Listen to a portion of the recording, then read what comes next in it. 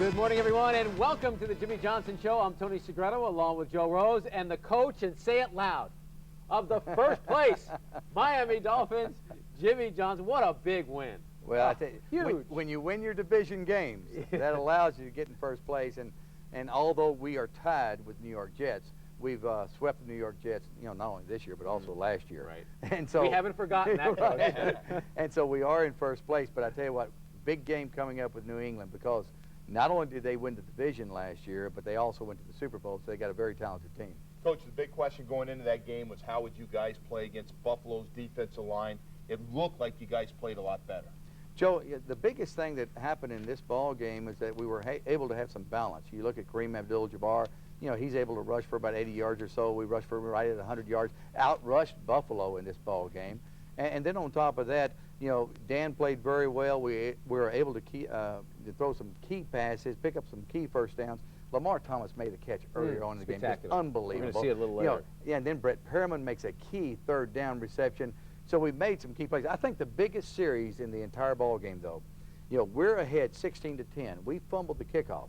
The first turnover we have had since in the special teams since I've been here, and they get the football. They have a chance to go up 17-16. But our defense holds them to 3 points. We're ahead 16-13. We took control of the game after that. All right, that better football team will be in New England later this afternoon taking on the Patriots. Let's begin with this week's Heineken highlights. And, Coach, just like in the Jets game, you moved the ball on your opening drive. Before it was the ground game, and now you see Danny coming up with some key passes. Well, we had good mix on it. Now he threw it to Charles Jordan. Charles fumbles the football, but he picks it up. He's got enough athletic ability to pick it up off the ground and got a big gainer for us. Dan throws a nice swing pass to Kareem Abdul-Jabbar, picks up a key first down. And so it was a nice mix, and we were able to run the football some. We ended up, not taking the touchdown. We were trying to get in, but we had to settle for the Lindo Motti field goal, up 3-0 in the first quarter. What a stat here. Marino's first 10 touchdown passes this year go to 10 different receivers. Number 10 here to Ed Perry. Ed Perry, the rookie, who's been a tight end, been an H-back, been a fullback. Ed Perry has been instrumental in the success of this offense. Did a great job getting his first touchdown. And then we also had Troy Drayton, who was wide open. Blown coverage, you're going to find a guy wide open. Well, they busted the coverage. Bryce Popp, they were arguing back and forth whether or not he was supposed to cover Troy or somebody else was supposed to cover Troy. Nobody covered Troy, so we got an easy touchdown there. All right, you talked about the persistent. He is persistent, boy, I'll tell you. Run the football. Kareem Abdul-Jabbar gets him a couple of rushing touchdowns. He leads the league in rushing touchdowns. Here, a team that can't run the football a lick, at least that's what some people say in the media. Not us. Not us. Oh, no. No, Tony, speak for yourself. Not us. We've got a back that's leading the league in rushing touchdowns. Well, Coach, you just talked about this a second ago, the key moment of the game, that fumble kickoff, and then what the defense did as a result of that. I tell you, our guys just did a great job. Irving Spike's been outstanding on kickoff returns. He's like the 4th or 5th in the league this year, but he did fumble this one here. Really put us in bad field position. They've got the ball deep in our end. Steve Tasker recovered the fumble, and they take it right down to the 4-yard line. Had first and goal on the 4-yard line, and our guys came up with a big sack here with Anthony Harris. He chases Collins down, makes the sack, and we force him to kick the field goal, and so now we're still ahead 16-13. I mean, at this point, you have to be breathing a big sigh of relief. Oh, man. I'm saying, oh, no, here it goes. We're 17-16. How about Jason Taylor? Can you say enough about him? You're talking about such a fine football player. He's got a cast on one arm. He knocks the quarterback around. We get the interception on the duck that Colin tries to throw. He ends up blocking a couple of passes. He makes a couple of tackles. And this week, not only going to have a cast on the right arm, he's going to have a cast on the left arm. We'll get to that in a minute. You remember this guy from Okie State, don't you?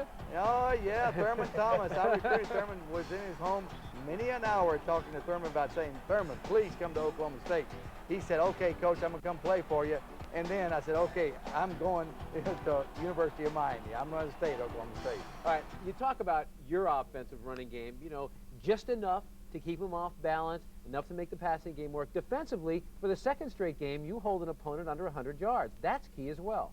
Yeah, our guys are really doing a nice job. We ended up holding Buffalo, a pretty good football team, to like 213 yards or so. And so, that really helps our defense. Our defense is getting stronger. I think having Jason Taylor back is really instrumental.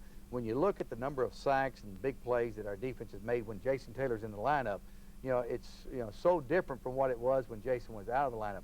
Now this week, and I talked about it earlier, he will have a cast on his right arm. It won't be as big as what he played with last week, but he did dislocate his thumb this week, and he's going to have a cast on his left hand.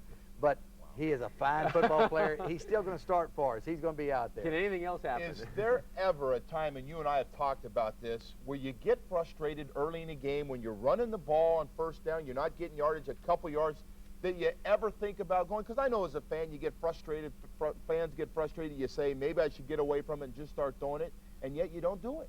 Well, Joe, you know this. Dan Marino is a candy store.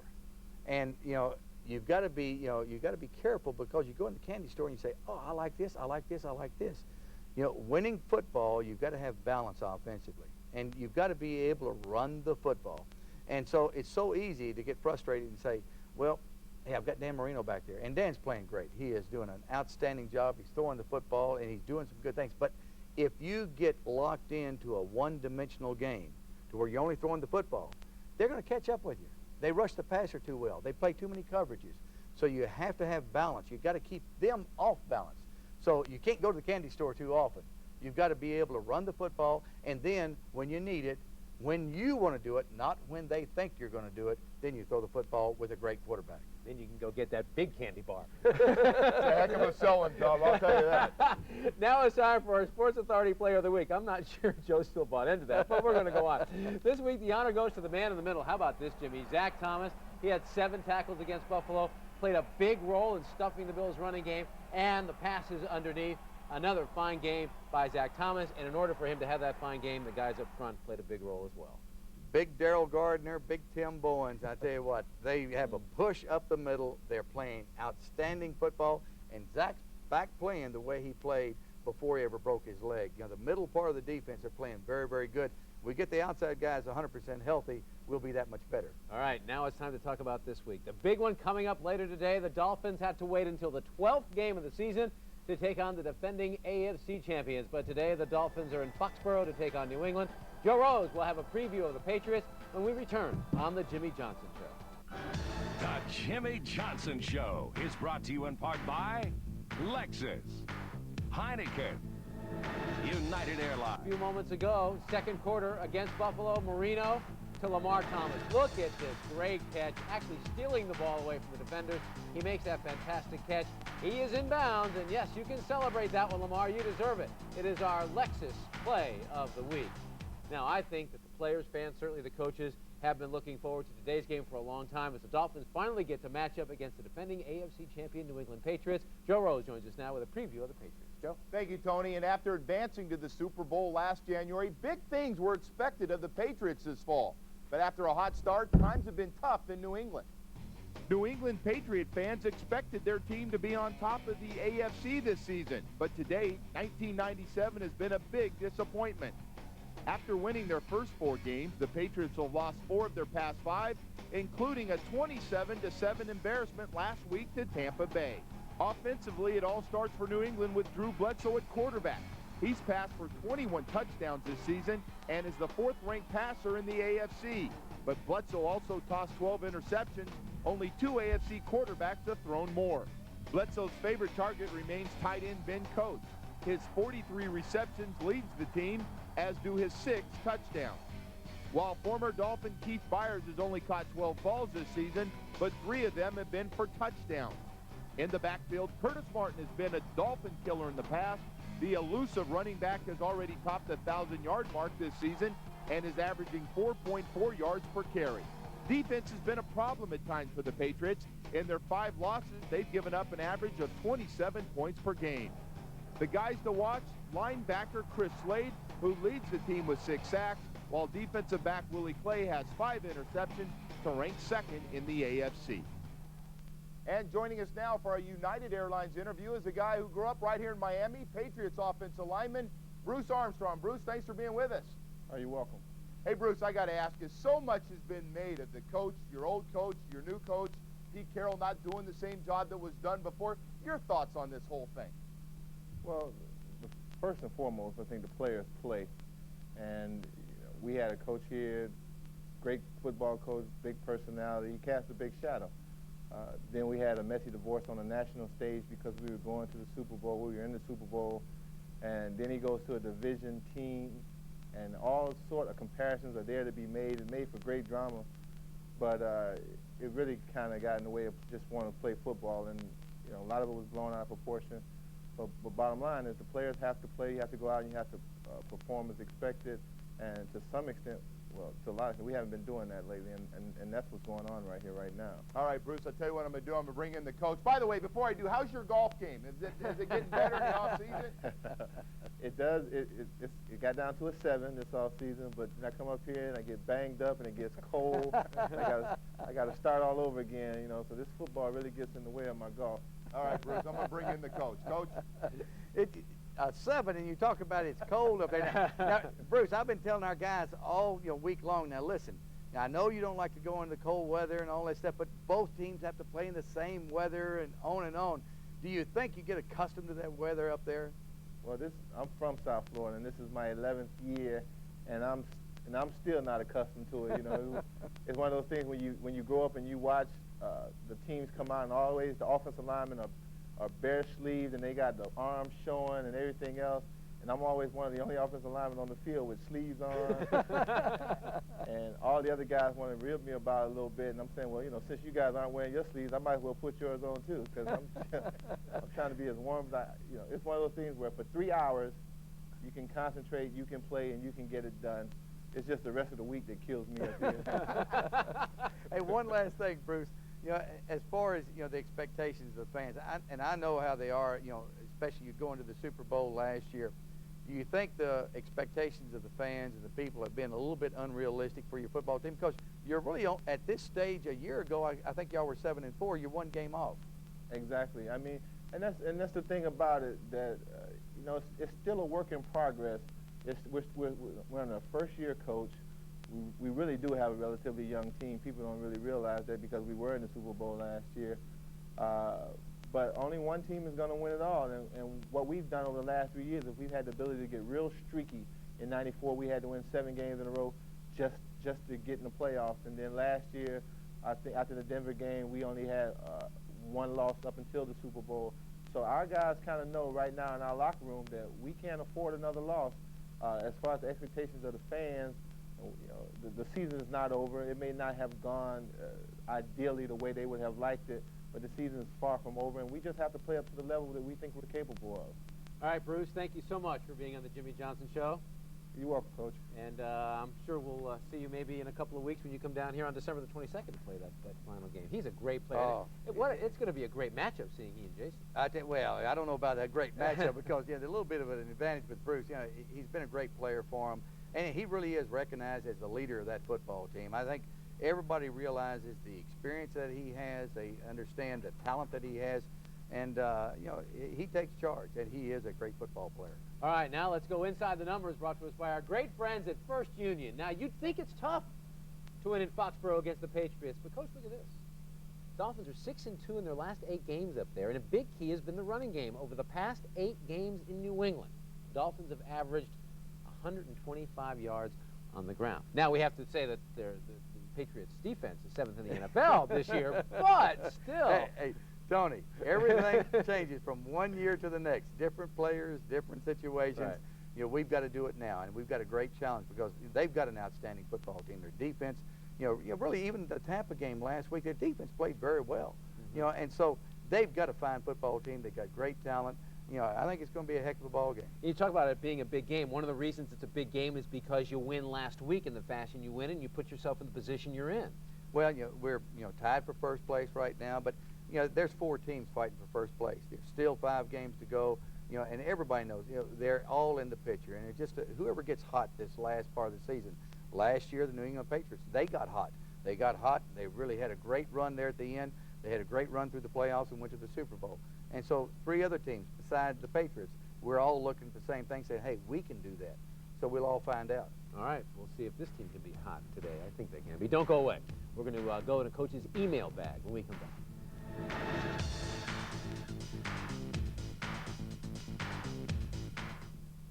Where once these ancient nameplates ruled, now each of them succumbed, for paradise making, some research.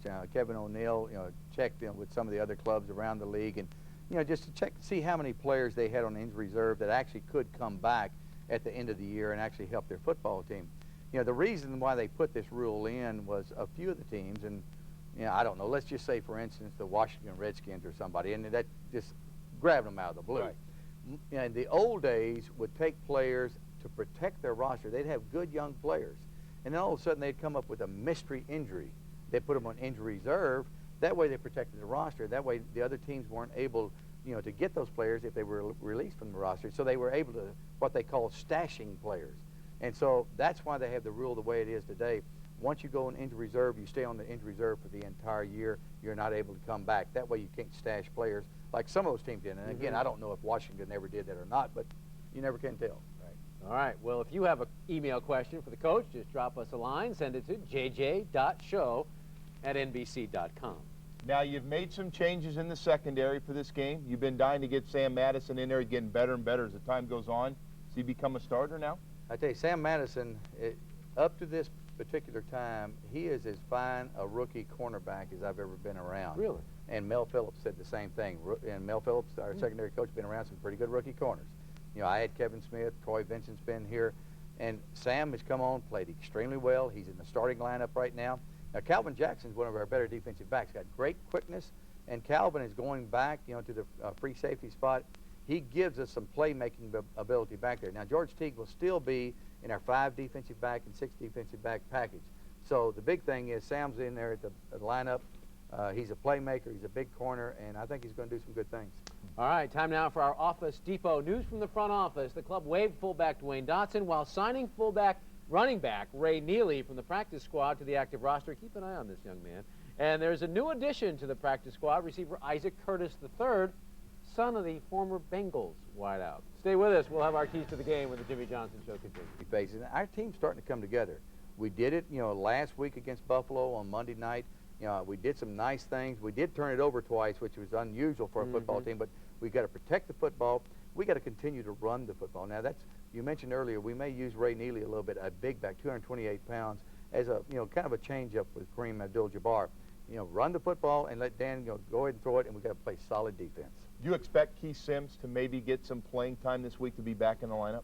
Keith's ready to go. It looks like right now we'll probably play Keith some at right guard, and I think he's healthy enough. We need every bit of talent that we can have on this football team. We're making the hard push right now, looking for a spark. Madison can give it to us at corner. Calvin Jackson at free safety. Maybe a change-up with Ray Neely, and then Keith Sims back in the lineup. Everybody's got to contribute because we need them all right now. All right, that's going to do it here for Sports Channel. We have a lineup coming up that you really need to see. Up next, it's Sunday Morning NFL. That's followed by 11:30 by the Tom Coughlin Show. And then at noon, Panthers Weekly. That's all the time we have for now. For Jimmy Johnson and Joe Rose, I'm Tony Segreto. No luck needed. Execution. Just play good, and I think the guys are going to play good. They had a good week of practice. All right, we'll talk about a victory next week right here on Sports Channel.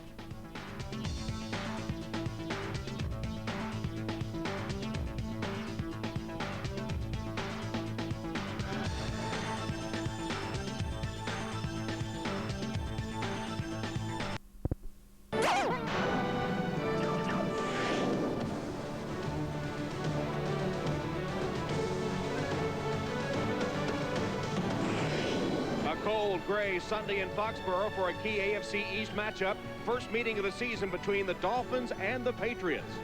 For New England, the season has reached a crossroads. Pete Carroll's been heavily criticized as the defending AFC champions have lost 5 of the last 7. And the pressure falls squarely on Drew Bledsoe, who tries to overcome off-field problems and a subpar performance from a week ago.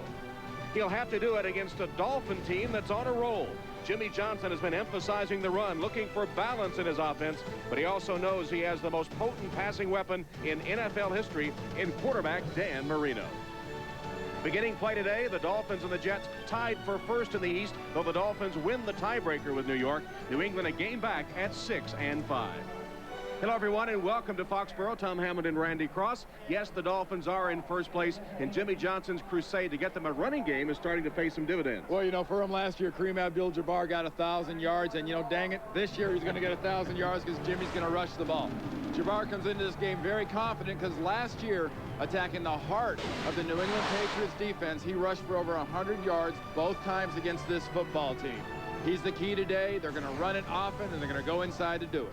New England's been going in the other direction, and Pete Carroll blames the offense. Well, he really should. And your quarterback, Drew Bledsoe, that Tampa Bay defense last week, they took him out of the game early, and they absolutely got that offense flatline, and it stayed that way.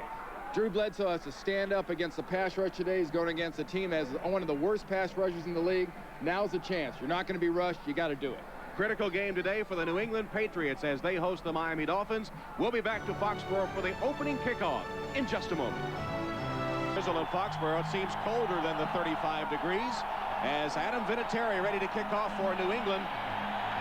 Corey Harris and Jarris McPhail, the deep men for the Dolphins. And Corey Harris outside at the 20. Knocked out of bounds just short of the 25-yard line by Dietrich Gels, a 22-yard return. So Dan Marino will lead his Dolphin offense onto the field.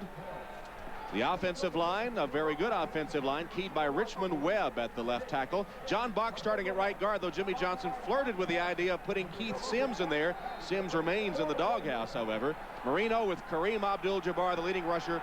Bernie Parmalee, McDuffie, Thomas, and Drayton rounding out the offensive lineup for Miami. First down pass, short drop, Marino on target. Drayton slipped the first tackler and takes it for 11 yards before Lawyer Malloy gets him to the turf. Front four for the Patriots: Sullivan, Wheeler, Thomas, and McGinnis. Pete Carroll saying McGinnis had to have a big game today. Collins, Johnson, and Slade. Slade's been quiet in recent weeks. Law, Hitchcock, Malloy, and Clay in the secondary.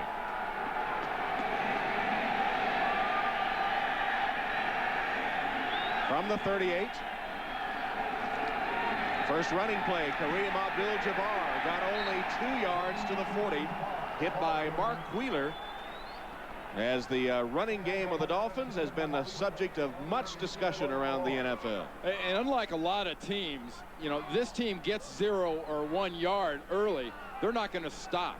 And Jabbar, you see the way that running game is really revamped and come alive for Jimmy Johnson, and that's mainly a product of persistence. They stay with it. Second down. Marino completes the swing pass to Jabbar. Falls down just across the 40. Give him a yard. Jimmy Hitchcock covered him there. So third down coming up for Marino, who has had a lot of success against the Patriots.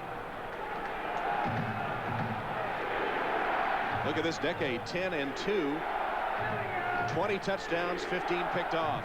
And they've got an 8-year streak, the Miami Dolphins do, Tom, of winning the opening game, the first game of the year in this series against the Patriots. 3 wide receiver formation, actually 4 now, and 6 defensive backs for New England. Marino sacked. Chris Slade with his 7th sack of the season. He leads the Patriots, but he had been missing in action the last couple of games. Well, he and Willie McGinnis have been challenged by Pete Carroll to be a factor. Running a tackle end game, the Dolphins line does not adjust, and that's what you want to do to Dan Marino. You want the pressure in his face in front of him to make him shuffle and move and lose track of his receivers. On fourth down, John Kidd will punt to Dave Meggett. Miami, remember, allows the fewest sacks in the NFL, so that was a key one by New England. Bad punt by Kidd. Takes a good Miami bounce, though, as Meggett gets away from it. And thanks to the roll, it will be down to about the 24-yard line. The Patriots will have the ball for the first time when we return to Foxborough. By Brewery Fresh Budweiser, who reminds you fresh beer tastes better. And by Staples, the office superstore.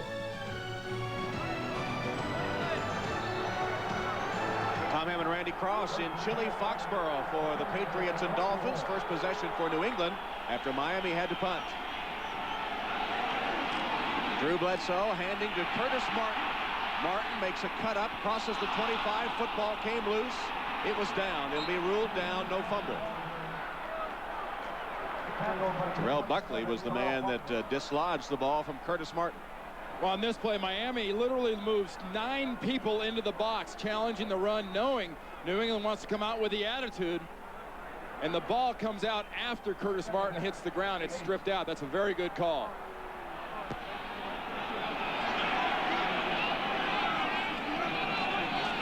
Troy Brown, the motion man. Again, Curtis Martin stopped for a loss. Back to the 25-yard line by Dwight Hollier. Up front, the veteran Pro Bowler Armstrong anchors the Patriots' offensive line. Drew Bledsoe, challenged by Pete Carroll to have a game today, comes off one of his worst performances as a pro at Tampa Bay. Curtis Martin's been a bit of a forgotten man. They'll look for a big game from him, too. Terry Glenn injured and inactive today. And rightfully so, the challenge on Bledsoe, Tom. He says he's not an emotional leader. He leads by his actions. Let's see some actions. Here's one on his first pass, and it's complete. He drilled it to Sean Jefferson for a New England first down. Sam Madison covering Jefferson, but it went for 13 yards. That's exactly what I said at the beginning of the game, guys. I mean, you get protection like this. Bledsoe shouldn't flinch because of the pass rush. Step up and aggressively deliver the ball. And more importantly for him, he gets a receiver like Jefferson an early catch, because Jefferson does have a history of drops. Here's Curtis Martin on first down, fighting his way close to the 45-yard line. Dolphins line up with a 4-3. Jason Taylor playing with a cast on his arm and on a thumb, but still in the lineup. He's been sensational in his rookie season. Hollier gets a start for the injured Derek Rogers, and a shakeup in the secondary. Madison, the rookie, starts at the corner. Calvin Jackson moves to free safety, replacing George Teague. Jason Taylor lined up opposite Bruce Armstrong. Sam Gash, fullback, gets a yard to the 45. Gardner and Taylor combine on the stop, and Jason Taylor winning the battle that time. Jason Taylor, see him holding those things up, his hands. He's got a problem. Both thumbs have been dislocated and popped out. He wears braces on one and a cast on the other. You get a defensive end that's that quick. You flat cannot get him unblocked. You've got to put a helmet on him, because he'll do at the end of the play exactly what he was trying to do. That's strip that ball out of there, bad thumbs or not. On third down, Keith Byers into the game for Sam Gash. Bledsoe with a play-action fake. And incomplete, intended for Brown. It'll be fourth down. Well, you got a situation here, though, Tom. Jimmy Johnson loves to play field position. Drew Bledsoe said, hey, look, it's a patient defense that makes you make a lot of plays to score points.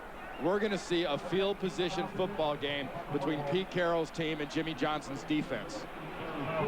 Tom Tupa in punt formation for the first time, with Charles Jordan deep for Miami.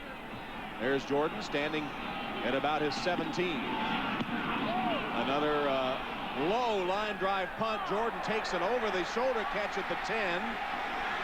And is twisted out of bounds about the 22-yard line by Teddy Bruschi. 10-yard return of a 45-yard punt possession for the Dolphins. Two tight ends here, Troy Drayton and Ed Perry. Miami playing without wide receiver Brett Perryman, injured, inactive today. Abdul-Jabbar. Couple of yards. Thomas and Wheeler. The challenge to the New England defense, actually the whole team, Randy, from you and from others, was to get tough, to become more physical. And as you see, Lance Johnson with a 66-yard punt return to put the Jets on top. But so far, anyway, the first few minutes of the game, they appear to have responded to that challenge. Leon Johnson, I should have said, not Lance, by the way. Well, you show that heart, you show the toughness most with your defense. They've already got a sack against Dan Marino. They stuffed the run. Jabbar bounces to the outside, nothing doing. Thrown for a loss by Chris Slade.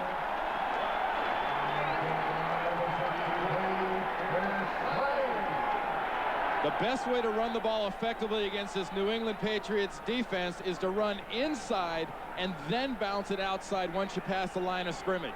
If you try to go laterally with Willie McGinnis and Chris Slade on the outside, you're playing right into fast upfield football players. 6 defensive backs and 4 wide receivers for Miami on this 3rd and long. Marino from the shotgun.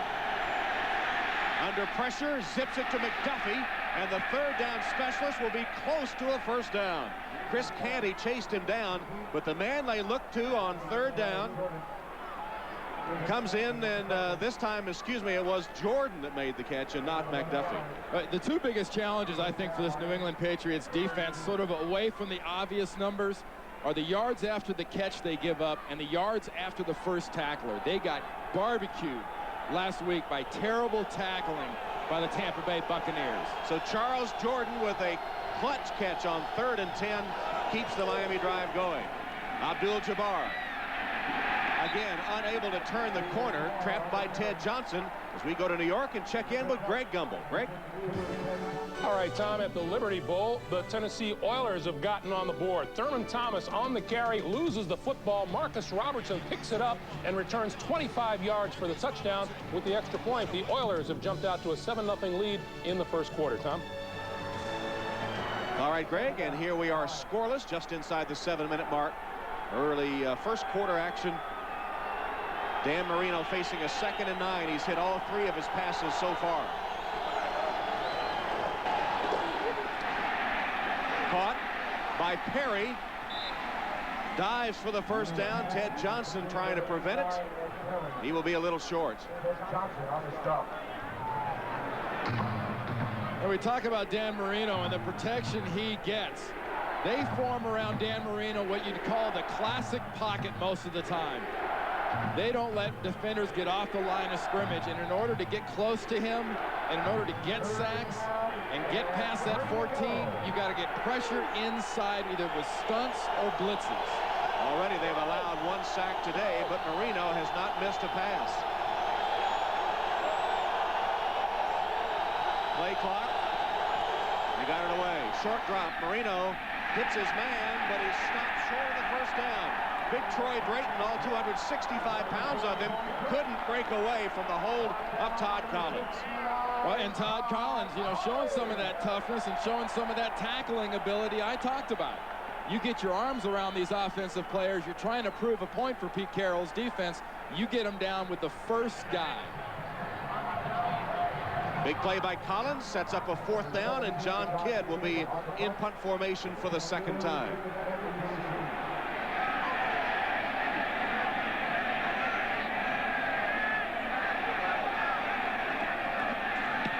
Kidd boots it toward Dave Meggett. Again, it's short. Meggett comes up to field it at the 25. And knocked out of bounds around the 30-yard line. 5-yard return of a 35-yard punt in the NFL. But look what he's done the last 4 games. Non-existent. They ought to put a red flag on him or something. But he's always had big games against the Miami Dolphins. And he's like that old Larry Holmes left jab. You got to find the way to make that work, even if they know it's coming. See if they can find him today and get him back involved in the game. Troy Brown makes a diving catch, immediately covered by Anthony Harris. Hey, this is a good example play-wise of what we're talking about. You got to be patient with this defense. They're only going to give you certain things, and you've got to be happy to get your yards in those 6, 7, 8-yard chunks. Go 12, 13 plays. This defense traditionally the last year or two with Jimmy Johnson does not give up the huge plays. Blitz comes, and the handoff to Curtis Martin, who breaks it close to midfield. Terrell Buckley brings him down after 14 yards as middle linebacker Zach Thomas blitzed. Martin ran right in his place. Well, watch what happens to Zach Thomas, and he's one of the keys today. You've got to get a helmet on him. I don't care if it's an offensive lineman or a fullback. In this case, it was the center, Dave Wohlabaugh, pulling around from his position, getting a good helmet on him and opening up the middle.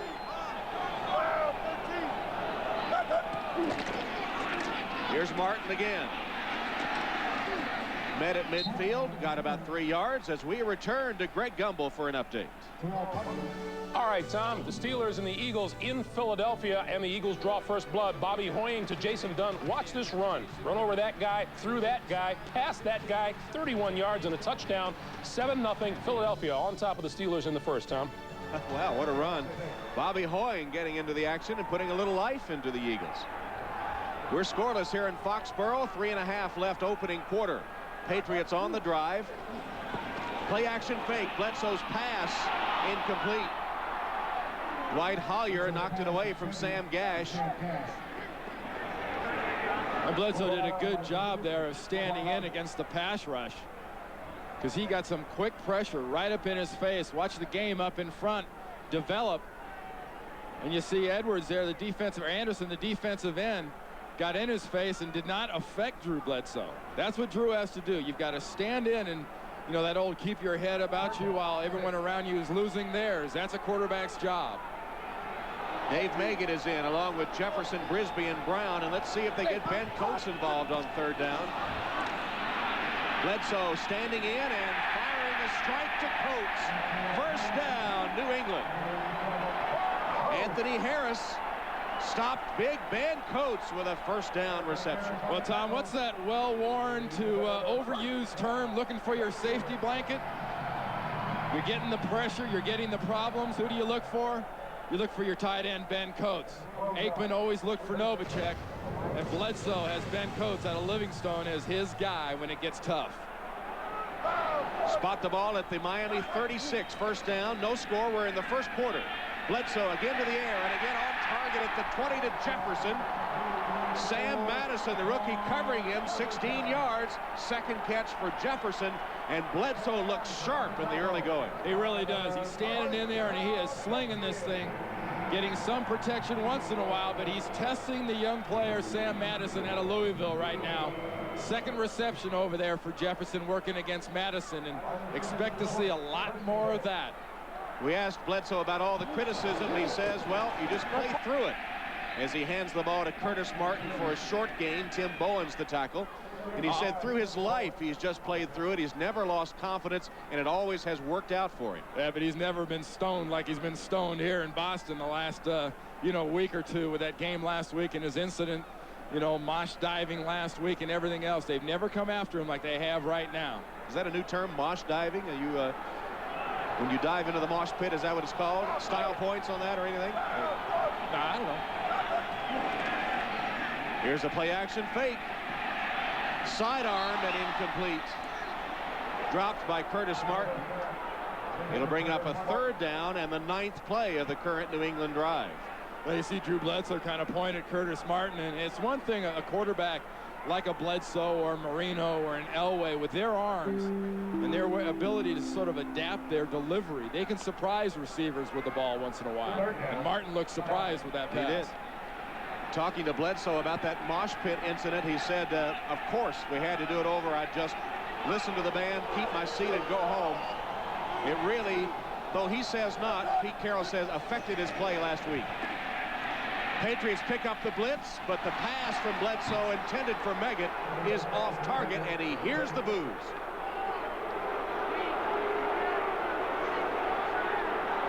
What you have to watch for Drew Bledsoe, watch the toss. Remember I said adjusting your throw? He adjusted to kind of a sidearm throw because of the pass rush on the outside by Hollier, made him adjust that throw. Vinatieri will attempt a field goal. It'll be a 37-yard attempt. Two for the holder. On its way and true. So the Patriots take the early lead on the Dolphins at 3-0.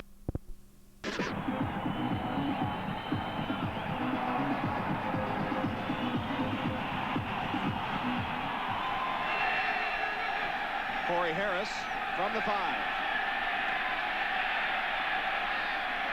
A little seam to the 25-yard line where the Dolphins will take over as we go back to Greg Gumbel. All right, Tom, in Philadelphia, Bobby Hoying making his second career start in the NFL is having a heck of a day. This is his second touchdown pass of the afternoon. 9 yards to Irving Fryer, and the Eagles have jumped on the Steelers. 14-0 still in the first, Tom. All right, Greg, thanks. 3-0 here. And, Randy, sometimes the shake-up in quarterback does wonders for a team, doesn't it? It really does, especially in Philadelphia. They need something. They need a spark. Roosevelt Potts is in at fullback. That should be a spark for this running game. Marino, first down fake and pass. Caught. Jordan with another catch and another first down. He's to the 45-yard lines. Hit by Hitchcock and Clay. At that point, it was a 20-yard gain. Well, Thanksgiving weekend, join us on NBC for a full slate of movies starting on Thursday with Steven Spielberg's thriller Jurassic Park. Then on Friday, Macaulay Culkin stars in the movie version of Richie Rich. Saturday, network television premiere of the Brady Bunch movie.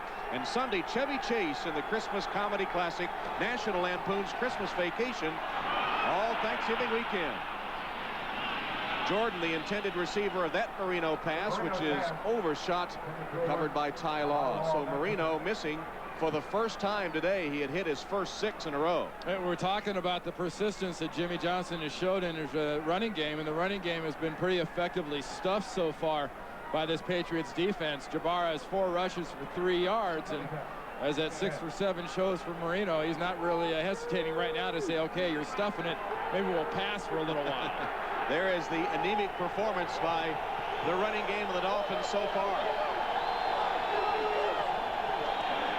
So Marino returns to the air and gets it to Jabbar on the swing pass, makes a couple of nice moves, crosses midfield, but is short of the first down, stopped by Mark Wheeler and Chris Slade. Hey, on the last possession, this defense for New England really put it to Jabbar. He tries to get outside, there's nothing there. He tries to go inside, there's nothing there. Again, he tries inside to go outside, nothing there. So what does Dan Marino do? He says, well, the run's not there. Let's flip it out to you out of the backfield and see what you can do with it. Because right now, the rushing is not doing much. Not that it's done much this season, as you can see. Next to last. 3rd down, they will rush it. It is to Abdul-Jabbar, and he has a first down. 6 defensive backs for New England, figuring pass. And as the first quarter ends, they pick up the first down on the rush by Kareem Abdul-Jabbar. End of 1 in Foxborough, leading Miami 3-0. And here's Keith Sims in at right guard, been in Jimmy Johnson's doghouse, injured, then not playing well, maybe malingering in thoughts of Jimmy Johnson. Asked him in front of the whole team, are you ready to go? Can you play? He said yes, he's in there now. Handoff, Abdul-Jabbar breaking tackles, rips off 8 or 9 yards.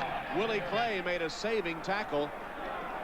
And Kareem Abdul-Jabbar, the last couple of plays, has gotten it going. Watch the contact that occurs right in here near the line of scrimmage, and the way that Jabbar rips right through it. See the action in and out, and that cut sets it up. And then Willie Clay in the defensive backfield just gets pancaked as he runs right by him. 15 yards for Kareem Abdul-Jabbar the last 2 carries. Here's another. A little tougher going this time. He needed a yard for the first down, and he will be close, but not much more. And now he does have it. Well, last week, Mike Alstott, the fullback for Tampa Bay, shredded this defense just by breaking tackles. Had 83 yards by my count when I broke down the film after the first tackler hit him. It's something that, you know, Pete Carroll necessarily does not have to worry about with a Jabbar type back, because he is more of a slasher, not as strong style runner. But he may see a little bit of Ray Neely, who Jimmy Johnson activated today, a rookie out of Arkansas Pine Bluff, a big banger.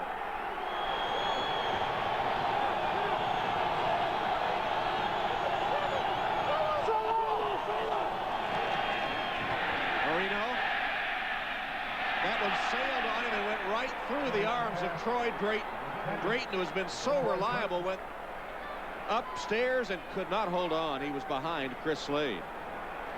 We invite you to follow the NFL online at msnbcsports.com. Our own Randy Cross compares West Coast football to Smash Mouth football. Gil Brandt investigates the Cowboys coaching situation, where George Seifert may end up next season. Plus, Tuesday at 8 p.m. Eastern, chat with New York's Giants safety Jason Sehorn and Giants quarterback Danny Cannell, all at msnbcsports.com. Bernie Parmalee gets a carry and is stopped in his tracks. The defense led by Willie McGinnis. We're talking about that internet promo, Tom, and the West Coast pushes Smash Mouth. We're getting towards December and January. That is Smash Mouth physical football. And that's not just on the offensive side. That's the time of the year, and this is the time of the year when you got to have it. And you got to have performance out of your 2 best defensive guys up front. And right now they haven't got it. Though Slade today does already have a sack. And McGinnis playing pretty well. 6 defensive backs on. 3rd and 9, ninth play of the drive. Marino slings it, and it's caught at the 15-yard line for a Miami first down. Charles Jordan again with a clutch reception. It covered 16 yards. Chris Canty made the tackle. 3rd catch of the day for Charles Jordan in his 5th year from Long Beach City College. A restricted free agent who came over from the Packers. A lot of quarterbacks throw to spots in zones. Receivers run to dead spots in zones. Dan Marino throws to body parts. He throws the ball, like, for instance, there to the inside shoulder where the defender can't get to it, but the receiver has to make that great adjustment. Troy Drayton was laughing about that with us yesterday, that he said, no, it's better if I put it at that mark than the other. And he said, how can you be so exact? Kareem Abdul-Jabbar with the carry, Malloy and Thomas the tackle. Troy Drayton is one of the true great weapons that really has not reached his full potential yet. Started his career as a wide receiver at Penn State and is really now just starting to really form into a very good weapon at the tight end position. One of the few NFL players that had to pay off a student loan. He was a walk-on at Penn State, paid his way for all but 1 year of his college career. Kareem Abdul-Jabbar inside the 10, bangs down to the 7-yard line. Well, Tom, that's a guy that had a scholarship to UCLA. Had a couple lawsuits here recently from his namesake, you may say. To which I have to say, get a life, other guy, and let it go. Here's the play where he just cuts back, reacting, and gets a couple extra yards after the contact by Willie Clay. You need sure, more aggressive tackling to really fulfill that smash-mouth defense I'm talking about.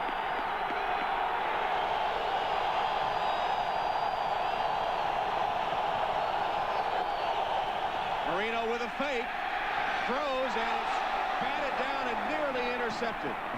Intended for McDuffie, with Collins and Law blanketing the intended receiver. You know, Dan Marino would be a carnival barker's nightmare. You know, those games where you throw the ping pong balls into the fish bowls or the footballs through the hoops. He throws balls into the smallest areas. I mean, that was not accidental. Look at him talking to his receiver and his guys on the sidelines. He says, hey, I put that thing within a good 6 inches of the ground. He should have caught it. Mate with a 26-yard field goal to tie. Kidd is the holder. It's up. And it tailed away, but is good. So the Dolphins tie it at 3. This is how the world tells time. And by Coors Light, who reminds you the 3 most important words are, hey, beer man. Welcome back to Foxborough as the Dolphins have tied it. And Mare now ready to kick off with Meggett and Colors deep. Mare's kick tying the game at 3 with 10:48 left in the second quarter.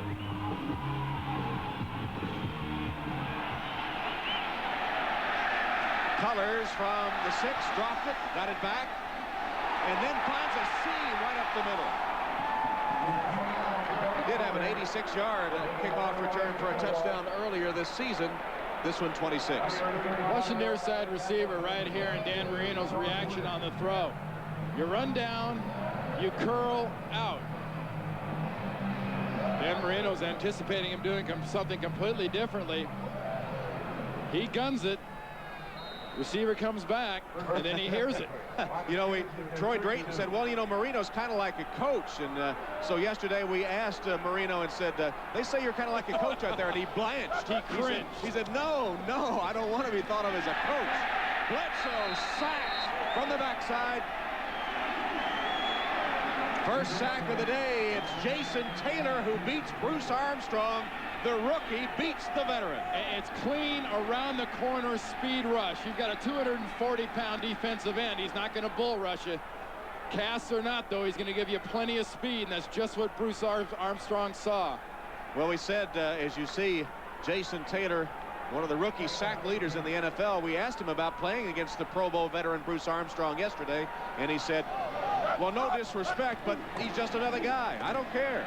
I think I can get it done against anyone. He proved it on that play. Short gain for Curtis Martin, stopped by Zach Thomas. You know, one thing I really like about Jason Taylor's attitude is, you know, having been under Bill Walsh for 10 years, that was one of the big things he stressed. You don't play against people. You play against animate objects. Don't worry about who it is. And, you know, part of it's rookie bluster. Part of it is he doesn't know what he doesn't know. Right. But, you know, if he can stay that way, it'll be a real key to his success down the road as he matures and gets bigger and stronger and becomes even better. Heath Byers in the game on 3rd and long. Bledsoe wings it downfield. And it's incomplete, intended for Jefferson. And the Patriots will have to punt. I'll tell you, Tom, this crowd here in Foxborough has got a very short fuse for these Patriots after watching the debacle last week in Tampa. Well, they reached the bottom of the pit last week in Tampa. Drew Bledsoe literally, and the team in Tampa with a horrible performance. A better first quarter today, but returning to that last week's form on that second possession. Flag down, Jordan, another flag. Twisted down at the 37 by Marty Moore. 43-yard punt.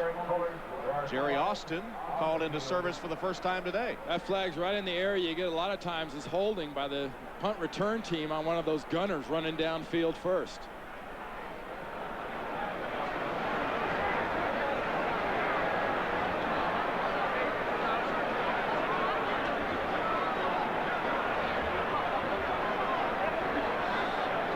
Today's first penalty will go.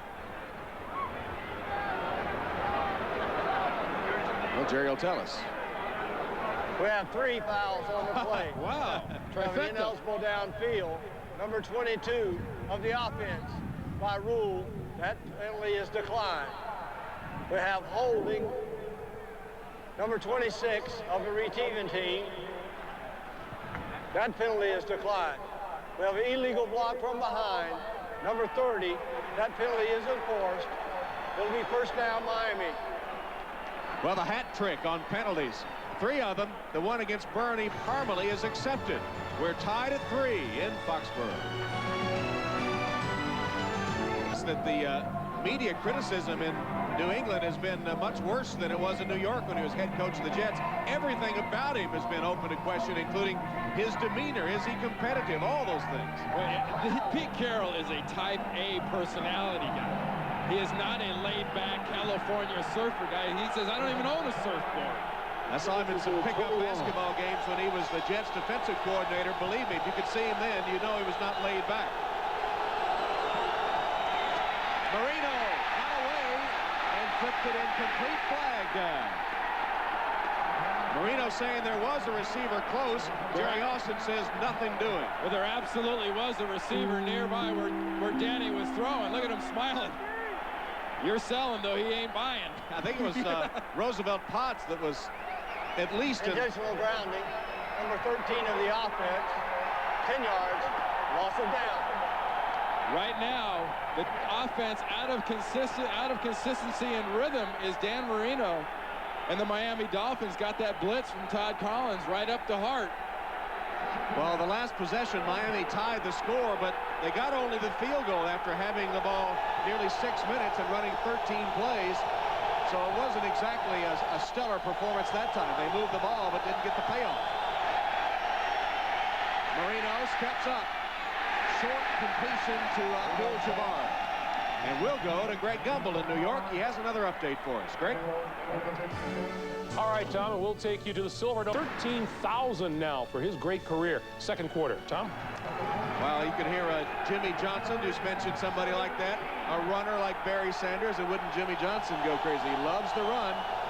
Been trying to install it in the Miami offense, but the pass, this man is still their biggest weapon. Look at him whip it downfield and just over the hands of Lamar Thomas. Is there life still in that arm? You betcha. Yeah, you got any questions on how quick Marino needs to be to get away from a pass rush? We do have a flag here. Personal foul. Roughing the passer. Number 55 of the defense. 15 yards. Automatic first down. Now, Pete Carroll's defensive end, Willie McGinnis, does a very stupid thing because chasing down Dan Marino is not the hard part. 55 McGinnis takes a good couple of steps and then hits Marino. And if there's a quarterback in this league you don't hit late, if there's even a question, it's Dan Marino. Yeah, 2.5, maybe 3 steps for McGinnis. That was a...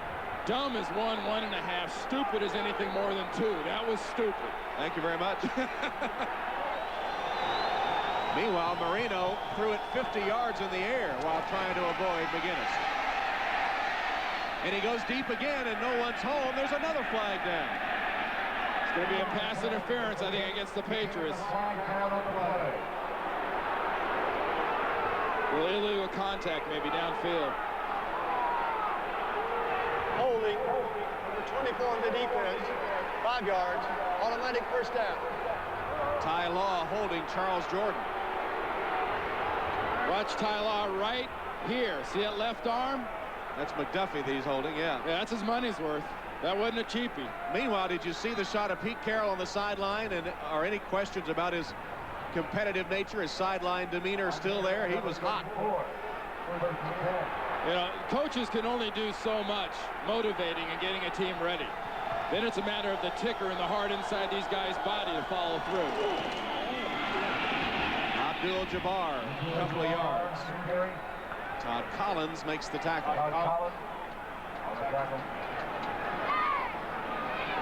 In a Monday night game against the Dolphins, you may remember Carroll was given the choke sign to one of the Dolphins. I mean, there's nothing as shy and retiring about Pete Carroll. But I guess, you know, shy and retiring would not be a bad term for the effort the Patriots put on the field last week against Tampa Bay. And right here, they've let Miami and Dan Marino out of a heck of a hole. Whether he has control of his team, whether he's the right man for the job, that's open to question maybe, but not his personality. Marino pumps and goes down. Mike Jones will get credit for the sack. And Willie McGinnis was there again. Boy, I tell you, this Patriots defense right now, as far as getting after Dan Marino, is doing a little bit of everything. They're blitzing, they're stunning. They've got Miami rolling Marino out. And anytime you make them roll him out, you're making him do something he does not do as well. A smart job not only of getting your hands up by Willie McGinnis, but staying on the ground with a pump fake. So second sack of the day for New England. They come with 7 defensive backs. 3rd and 30. Marino tries to get some of it and cannot. McDuffie, the intended receiver, knocked away by Larry Wiggum. Don't forget, coming up next, most of these NBC stations, game 2 of the doubleheader. Most of you will see the Chargers face Steve Young and the NFC West champion 49ers. Others see the Chiefs take on the Seahawks or the Jaguars and the Bengals. Check your local listings for the game in your area. Game 2 of the doubleheader coming up next here on NBC. Yeah, I talked about defense being the key in December and January. You want to see the best defense in the NFL. Watch the second half of the doubleheader and see that San Francisco defense. God, that sounds weird. I'm talking about defense in San Francisco in the same sense. And not Steve Young. Meggett rushes up to field the kid punt and takes it across the 40-yard line where the Patriots take over. 35-yard punt, 6 on the return. Field position game so far, 3-3, 6:49 till intermission. And the Patriots have good field position to start this drive. They begin at their own 42-yard line. First down pass from Bledsoe, a quick one. Byers with a one-handed stab, but a short gain run out of bounds by Derek Rogers. Well, it's a good start to this possession, whereas the last one was pretty dismal. With some decent field position, it was a sack, a short run, and then this overthrow. But Drew Bledsoe and this offense have got to get some points for Pete Carroll's team when you get this kind of field position against a Miami defense. Carroll telling us that the offense had lost its rhythm in recent weeks, and the big play had been missing. Curtis Martin with a flag down. There's a rhythm killer. A hold against the Pats. Yeah, when you talk about rhythm, you know, it's got nothing to do with music. It's the whole thing is a balance between running and passing. 68 on the offense, 10 yards, repeat second down. Max Lane guilty of the hold. And that running, that rhythm between the running and the passing is something that this offense has been lacking, because Curtis Martin in the running game has been what people want to take away from Pete Carroll's offense, period. I mean, it's a cliche, yeah, but people play this football team and say, hey, look, we're going to take Martin away, we're going to pressure Bledsoe and see if he can beat us. See the other scores. Bledsoe's pass complete across the 40 to Curtis Martin out of the backfield. And you saw the scores with the Jets back on top, 10-7 over the Vikings. Big game in the AFC East. Jets and Dolphins tied coming into today's play, with the Patriots a game back. But of course, the Dolphins win the tiebreaker, having beaten the Jets twice, have a better conference record. So they're in the driver's seat, if anybody is. First meeting between Pete Carroll and Jimmy Johnson this season. They play again on the final game of the regular season in Miami. That'll be a false start against New England, and another rhythm-killing penalty. Well, you can point the other way all you want, but when you start twitching on your own quarterback's bark, that's exactly what it does. It kills the offensive rhythm, and it really puts a tough onus on Larry Kennan, the offensive coordinator on the sideline. Now has to call a play in this situation. Ben Coates arguing that the Dolphins caused it, as Larry Kennan wrapped up to ward off the cold. One of the few. Ball start, number 71 of the offense, 5 yards, it's still third down. Right guard Todd Rucci. And Todd Rucci, you heard the bark coming from Bledsoe. Watch Rucci. He made it through the first 2 or 3 barks, and he was going on 4. It was on 5. So Larry Kennan, one of the few offensive coordinators that calls plays from the sideline. We saw him over there wrapped up against the cold. 4th penalty against New England sets up this 3rd and 16. Bledsoe airs it out, and he has his man, Jefferson. To see the spot. It's close to the first down. Where's the spot? That was a double clutch mark. He gave him the first down. But he didn't on the first mark. First time he stepped in to go short of the marker and kind of double clutched over past the yard marker. Good protection for Bledsoe, good delivery for Bledsoe. Watch the reception point. I tell you, that ball, when he catches it, is right at the first down marker. I think that's a good call. I thought it was too. A little tough to tell from the angle of the camera on that replay. But what you have to remember on that play, Tom, is not so much where he ends up or whatnot, but when he gets the possession, when was his body and his forward motion stopped? Right.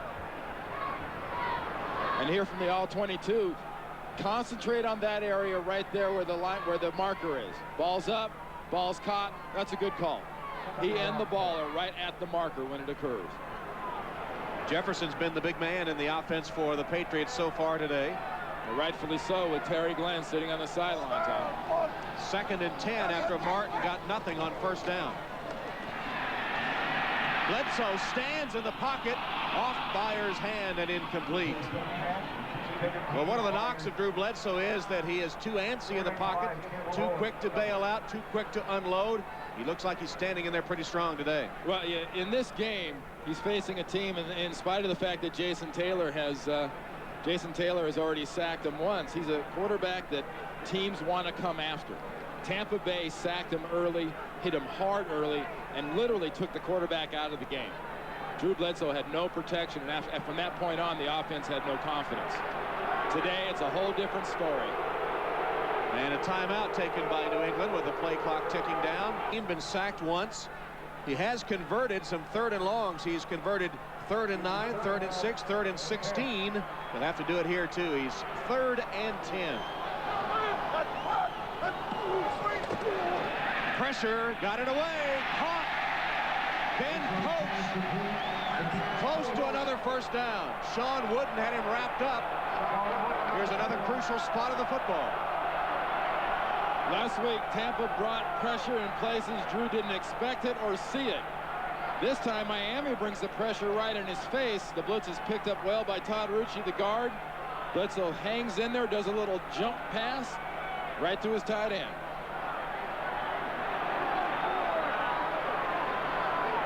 And the measurement shows that New England will be just short.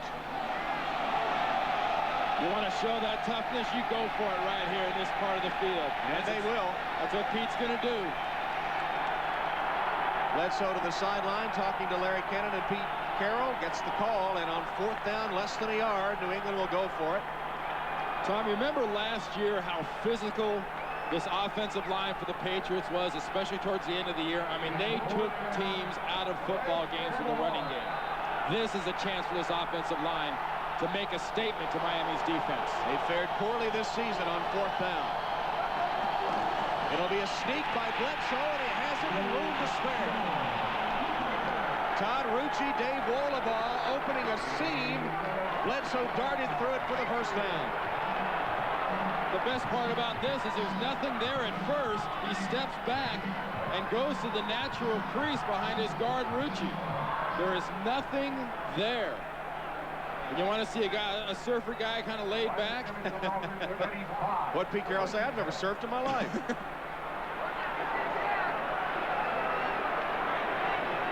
First down, New England. 35 of the Dolphins. It's a 3-3 game. Dave Meggett's going to throw a pass. And he's got it.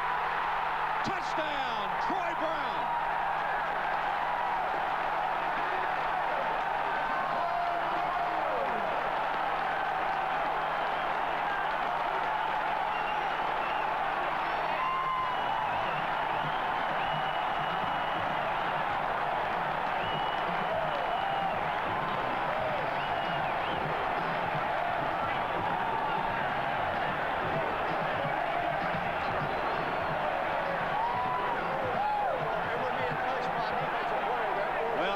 Did you see the look on Jimmy Johnson's face? What was that? Well, we played in the stadium. That hoop, there it is. That play should be called oops, there it is. Mr. Do-Everything, Dave Meggett with a 34-yard touchdown toss to Troy Brown. Vinatieri for the extra point.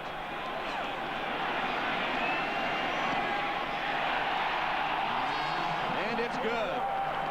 As the Patriots put on not only the razzle, but the dazzle as well to lead 10-3. You know, do the unexpected. Take the chance when things are tough, and it's just what Pete Carroll and his coaches do. Remember what I said, oops? Well, here's the oops. And there it is. There's more glamorous ways to score into the end zone by Troy Brown than to bounce in on your posterior. But this Miami defense loses track of him, as you saw. Good concentration and a good bounce and drag into the end zone. He did a little 360 trying to connect with the football from Meggett. I don't think Meggett will be auditioning for any starting quarterback jobs based on that aerial, but it got the job done. Well, you know, watch him. He knows this has got hang time. He gets hammered. He says, I know it's good. It's got to be there. It's divot and all on his helmet. He got himself a touchdown pass. And he gets up like, well, it's no big deal. Now, what's everybody so excited about? Oh, now he's going to get the play-by-play. You know, see, that's what's bad when you let a guy do something unusual. They assume it's natural. Then they're going to tell you about it for 2 weeks. Vinatieri's kickoff, a short one. Taken by Harris. Bounces to the outside and nearly broke free. Tonight, a movie event. Two brothers united by war, divided by their love for a woman. He stole her from me. The epic motion picture. You can't make her happy. Gonna try. Brad Pitt, Aidan Quinn, Julia Ormond, Anthony Hopkins. Legends of the Fall, 8/7 Central, NBC tonight. Kicking off a great week of movies on Thanksgiving week here on NBC. That touchdown by New England and that pass by Dave Meggett was set up with that field position earlier. They got the score, and now Miami gets pretty good field position back. Zephros Moss was telling me, heck, I could have done that too. Here's Marino, screen pass, complete to McPhail, and Jarris McPhail has a first down just short of the midfield stripe and covered 12 yards. A pretty long list of the people that were screened out on that screen pass. Miami goes to the hurry-up offense here. They're trying to get one off before the 2-minute warning, 2:07. We got the master of the 2 minutes, Dan Marino at the controls. Another completion. McPhail out of bounds. As we come to the 2-minute warning, the Patriots leading the Dolphins 10-3. Drew Bledsoe, the subject of much controversy and criticism. He and the Patriots up on the Dolphins. Don't forget at halftime, Greg, Joe, Chris, and Sam. The Domino's Pizza NFL and NBC halftime report, scores and highlights, plus Bob Costas with his talk with Steve Young of the 49ers. Coming up at halftime. Marino down the sideline. Incomplete. Brian Manning, the intended receiver, covered by Jimmy Hitchcock. Marino's now 11 of 17 for 94 yards, and he has no completions to O.J. McDuffie or Lamar Thomas. New England, though, in that last play, attacked Dan Marino after a couple plays in the dreaded prevent defense with 6 defensive backs. Third down for Jimmy Johnson's Dolphins.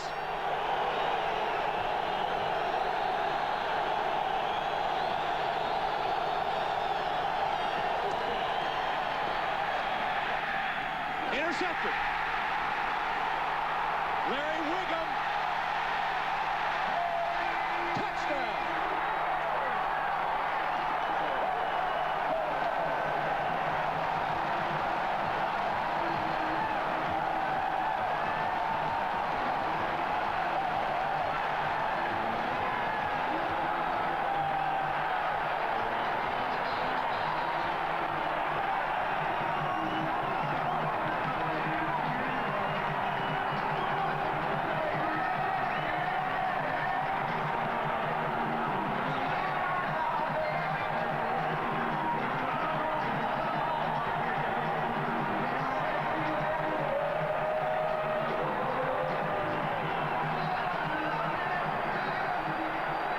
Dan Marino, who rarely is victimized by the interception, picked off by Larry Wiggum. He takes it 60 yards.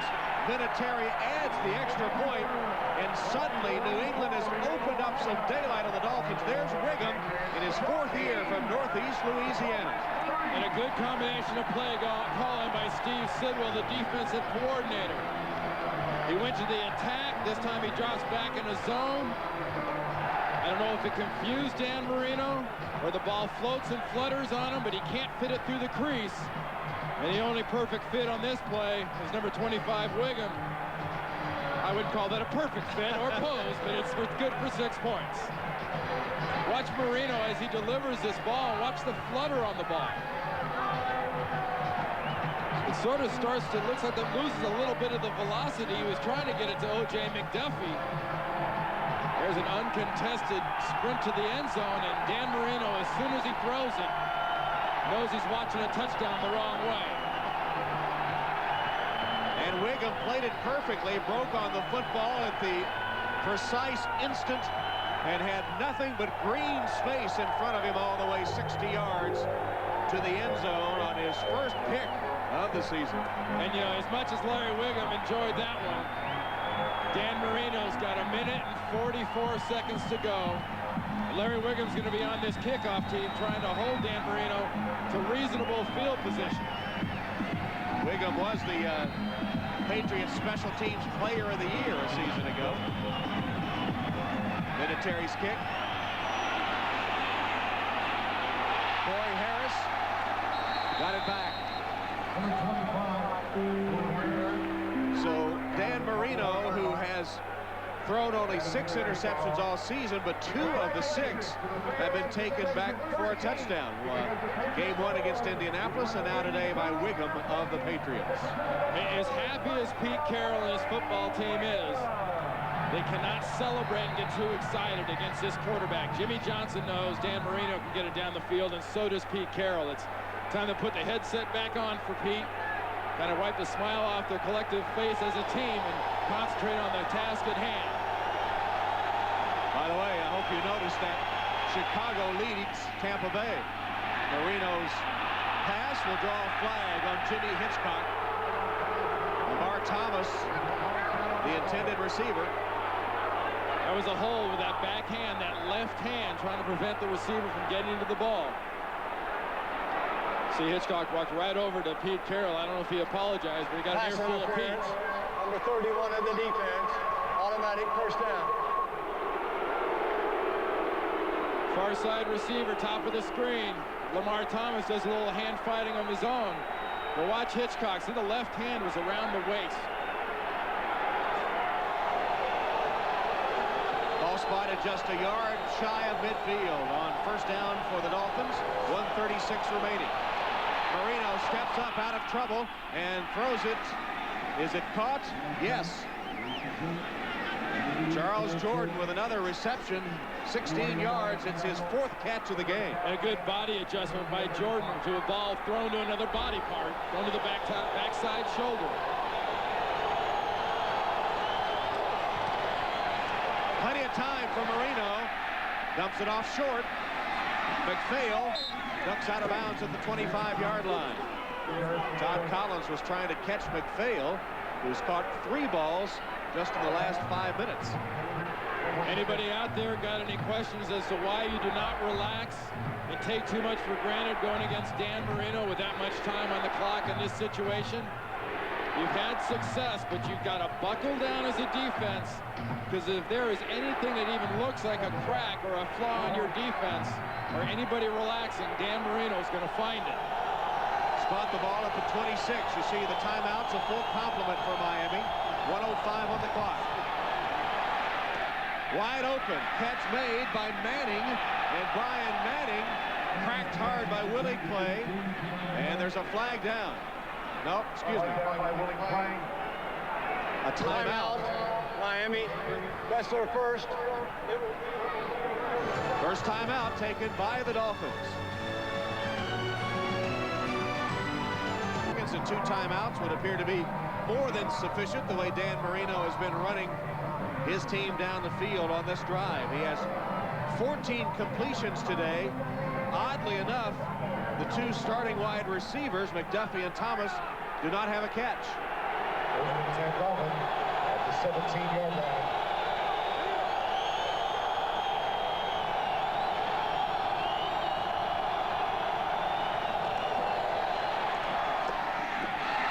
Inside the 10, down to the 7. First grab of the day for McDuffie. They try to wrestle the ball away, but nothing doing. Ted Johnson gets credit for the stop. McDuffie's first reception. What a great throw and catch combination, because that ball was thrown through a little window by Dan Marino to the only place where McDuffie could get to it. There's no panic and there's no hurry to this offense.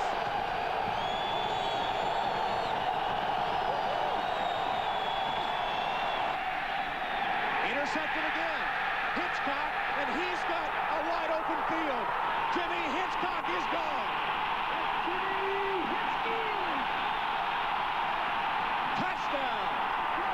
100 yards.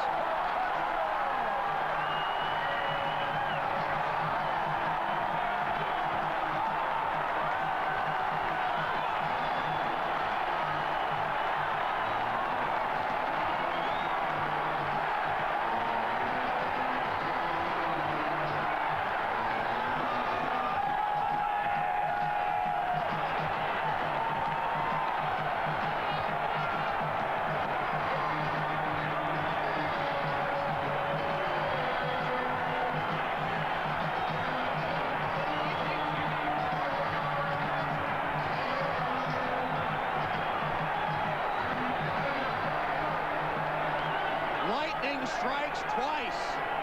Hitchcock 100 yards with the interception return, a New England record.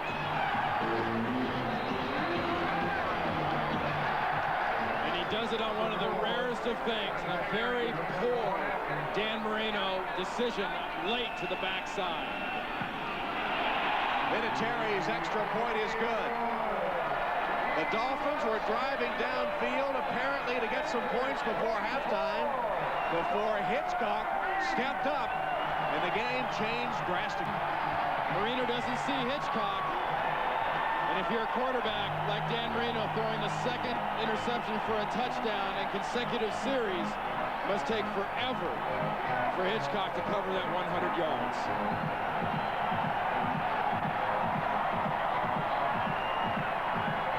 Another another one of those passes that I think as soon as it left Dan Marino's hands, he knew what the end result would be. Chris Slade was there for a convoy, but Jimmy Hickok did not need it. And man, how this game has turned around. Loose ball, Dolphins will cover it. Dan Marino twice picked off for touchdowns. See him looking right. He goes to the left and clearly does not see Hitchcock. He looks up, and what he sees, it's not even worth trying to run down the field. If you're wondering, the NFL record for an interception return is 103 yards, shared by Vince Glenn and Louis Oliver. But who's counting? 100 yards is plenty if you're a New England fan.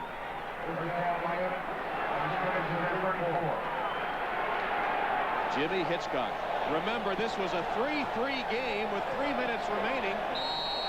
Dave Meggett throws the 4th touchdown pass of his career, 2 interceptions for touchdowns. And as the first half ends, there is indeed life still remaining in the New England Patriots. 24-3 at intermission. I don't know, rarely do you see a game turn around as quickly as that one did. Especially on bad decisions by Dan Marino. Two throws for touchdowns on interceptions. It's unbelievable, but you got to say, hey, look, New England came into this game desperate. New England came into this game looking for a way to find a way to make plays and make a difference. And those 2 turnovers and returns for touchdowns were the difference. Coors Light halftime stats. You see the passing yardage slightly in favor of Miami and total yards as well. And it's the New England offense that still has not been that great. Dave Meggett has a touchdown pass. Drew Bledsoe has none. And the turnovers on the interception returns have accounted for 2 of the scores. Mate kicks off for the Dolphins. And Dave Meggett will return it. Meggett to the outside and just caught and taken down at the 32-yard line. Good return of 30 yards for the veteran Dave Meggett, who earlier in the game threw the 4th touchdown pass of his career. Tim Jacobs finally trapped him down, and why not smile? It's been that kind of game for Meggett. Well, you talked about this offense for New England not really having it together yet. Now is a perfect opportunity to start running this football, get Curtis Martin going, and put all the pressure into the lap of Dan Marino in the passing game of the Miami Dolphins.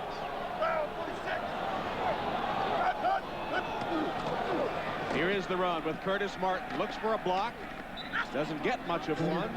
And a couple of yards only. Zach Thomas, who's been relatively quiet today, gets a piece of that tackle.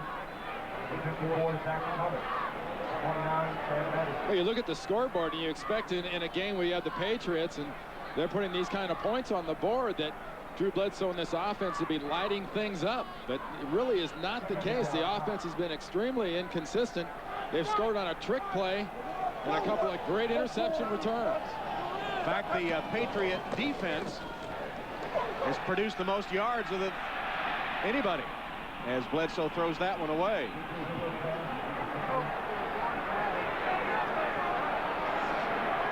Hey, really, when you look at this thing, for the New England offense, the last 2 players for the New England Patriots to throw touchdown passes are Dave Meggett and Scott Zolak. A sobering thought. And maybe an encouraging thought from the Miami standpoint, because your Miami defense is not playing bad.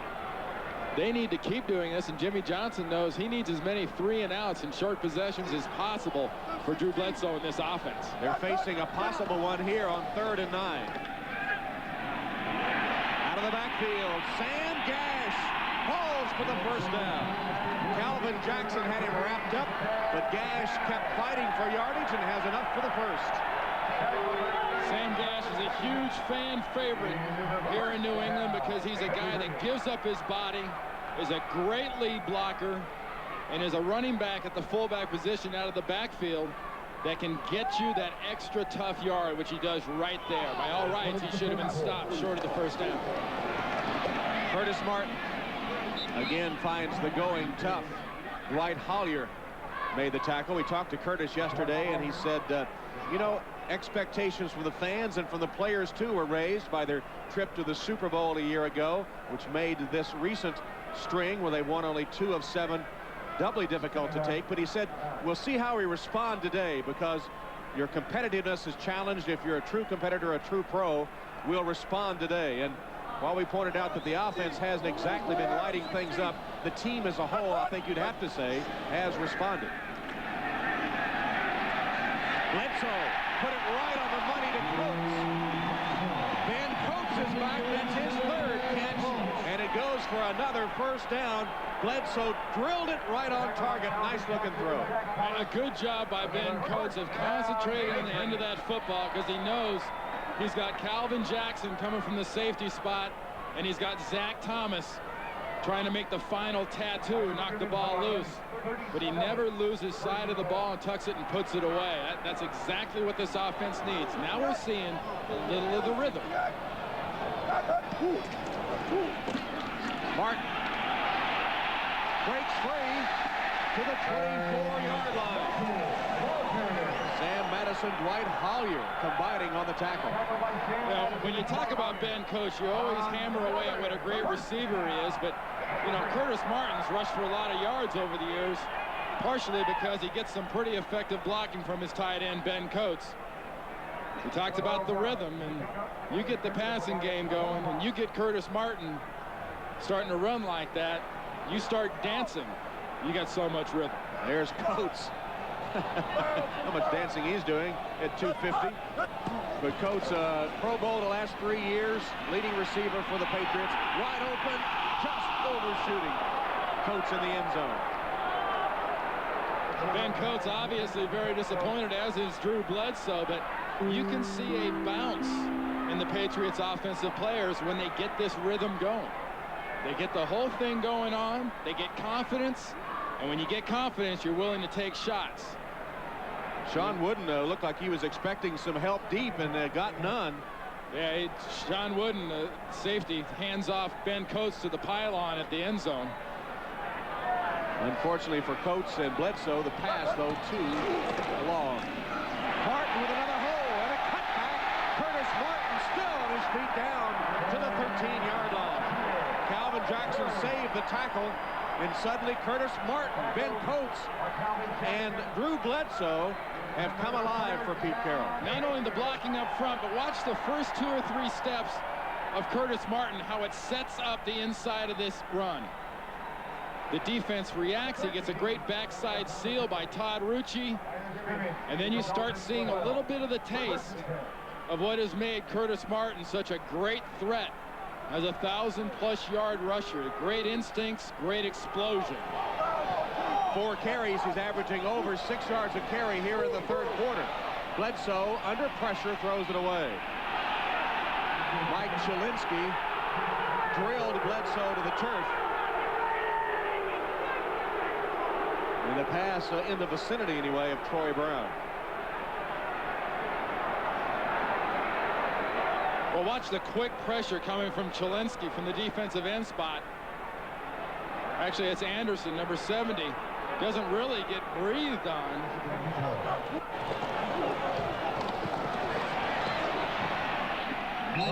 Curtis Martin again gets the call. He's stopped it right about the 10-yard line. Short game.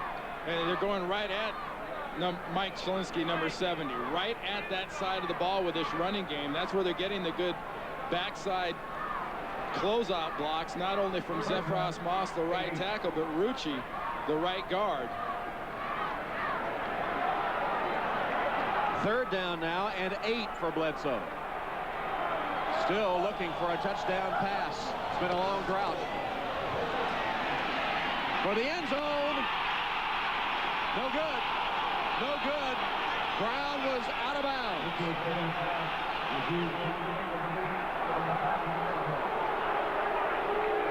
Tony, he's disappointed, but there's absolutely no way he could have physically made himself a taller, longer human being than he does at the end of this. Watch every fiber of his body and soul is stretched. Watch the toes. Possession. 1 foot. Yeah, 1 foot. 1 foot. But watch the stretch. Maybe spending some time on the rack later this week trying to add an inch or two. Vinatieri adds a field goal. It was 27 yards, and the Patriots add to their lead. Protect your car in the Prestone Zone. Tom Hammond, Randy Cross, Foxborough, where the New England Patriots over the last 7.5 minutes have outscored the Dolphins 24-0. Vinatieri's kick to Harris. Corey Harris. Vinatieri just gets him out of bounds. So the kicker, Adam Vinatieri, saved a touchdown. Marty Moore was there to help too.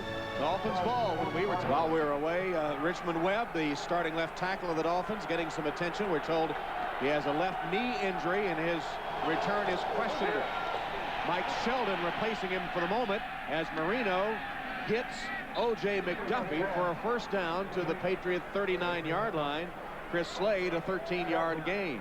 And this puts Jimmy Johnson's offense in the position that Jimmy does not want to be in. Joe Gibbs made a great point at halftime. He wants to hammer the ball with the run. Now in this situation, he has left the ball in Dan Marino's hands. From here on out, this is main weapon passing. Marino wants to throw the ball. He talked about it early. That's his makeup. He's got it. Go for it, big fella.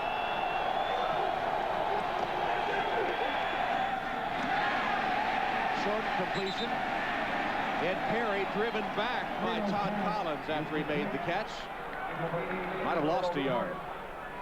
Well, the NFL season extends to the World Wide Web at NFL.com, the league's official website. Visit NFL.com for all the scores and stats, including a complete roundup of this weekend's scores and action, plus chat live with some of the NFL's biggest stars, all at NFL.com. Marino, a 60- and 100-yard interception return for a touchdown. Abdul-Jabbar now a non-factor, and McDuffie and Thomas only 2 catches each.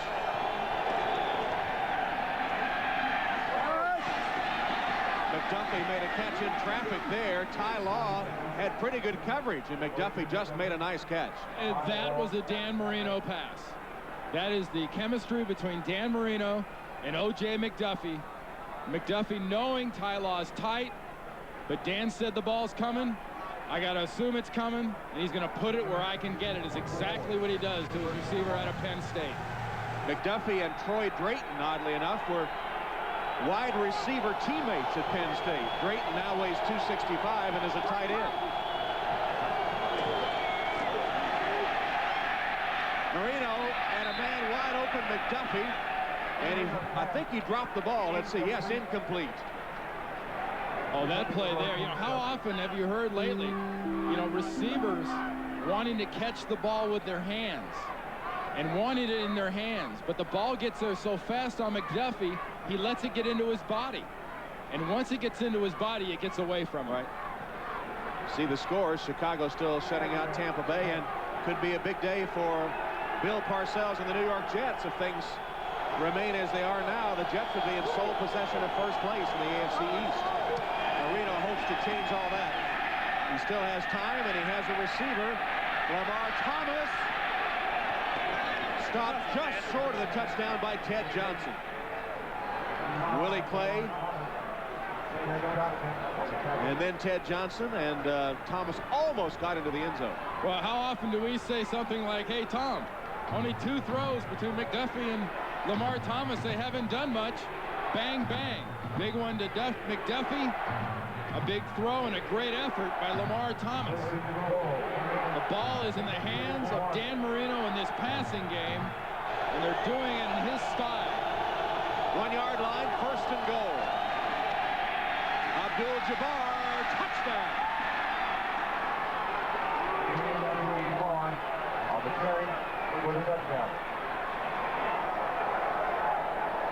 Now keep in mind, folks, with this extra point, Pete Carroll's team will still be up 27-10, but their offense for New England has not done much, and they just watched this offense move the ball down the field on Dan Marino's arm and finish the deal with Kareem Abdul-Jabbar's feet evading the tackle and getting in for a very important touchdown here at the beginning of this third quarter. Olindo Mare to attempt the extra point, and he puts it through. Well, Marino leads the drive to pull the Dolphins just a bit closer. To Foxborough as Mate kicks off. Bouncing through the legs of Meggett, who picks it up. And then Meggett is trapped and taken down at the 15-yard line. So New England begins from a hole, their own 15, leading 27-10. While we were away, Dan, don't call me Coach, Marino was in action. What you saw when after he scored that touchdown, he went off the field saying, "That's one. That's one." And I've been in this situation with a good offense that's down. You chip away one touchdown at a time. And Dan Marino's doing what all great leaders do. He's giving everybody the input for the next possession. Curtis Martin hesitates, then drives forward for a gain of 3 as we drive toward New York to join Greg Gumbel. Tom, another peek at 25-10. The Lions in the lead on the Colts in the third, Tom. All right, Greg, 27-10 here. What about that? Barry Sanders, best player in the league? I couldn't argue with that at all. Me either. Bledsoe, wide open. Catch to Keith Byers. Byers, the former Dolphin, still on his feet all the way to the 30-yard line.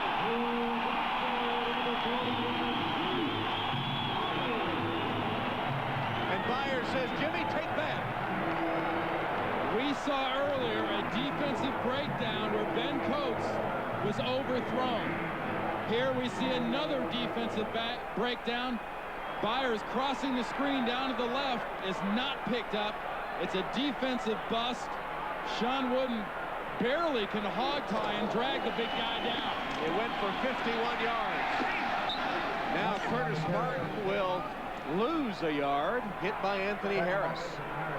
And for all the coaching and cajoling Dan Marino wants to do on the sideline, the most important part of this whole deal is stopping guys like Curtis Martin and Byers for the defense for the Miami Dolphins.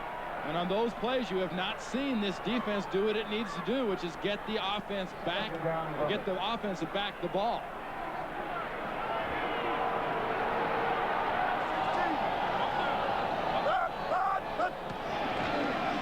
Bledsoe, pressure, dumped it off complete to Martin, and Curtis Martin still free, cuts back to the 19-yard line, first down New England. Nice run by Martin, heads-up play by Drew Bledsoe. I'll tell you, folks, you're seeing something from Pete Carroll's New England Patriots offense here that is a combination of good decision-making by Drew Bledsoe on the long one to Byers, on a short one here to Martin, and just excellent Pro Bowl / All-Pro effort out of Curtis Martin. This is what your offense does when it's trying to just put another team away. It gets methodical and it gets rhythm.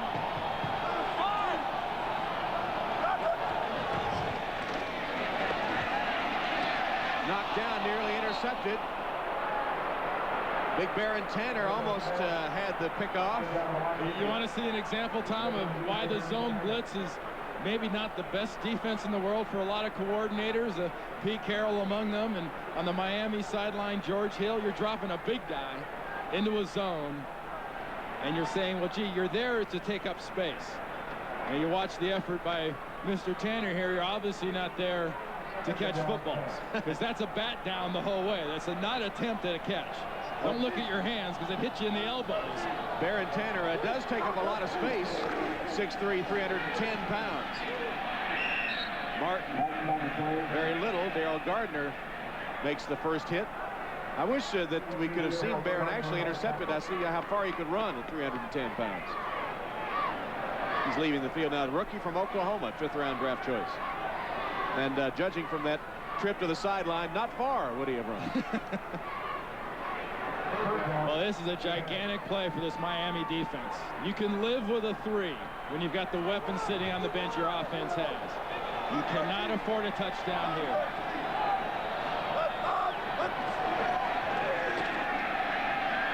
Bledsoe has his man short of the first down. Troy Brown well short of first down yardage, and Terrell Buckley made sure he didn't have any more yards after the catch. So the Dolphins defense at least holds the Patriots out of the end zone as Vinatieri will attempt the field goal. If you've got any spiffy deluxe field goal block schemes, that one you've been holding in your back pocket, if you're Jimmy Johnson special teams, this is when you break it out. 30-yard attempt. He's 2 for 2 today.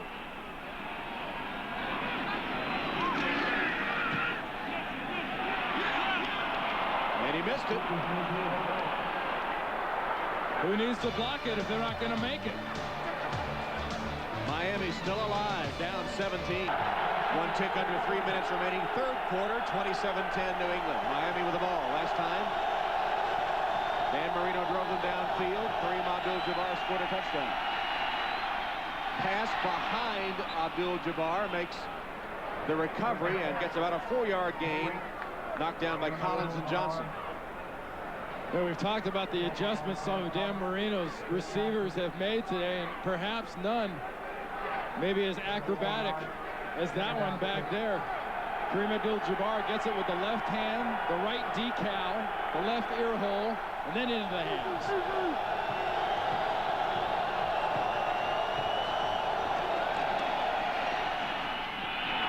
Drayton breaking tackles, marked just short of first down yardage.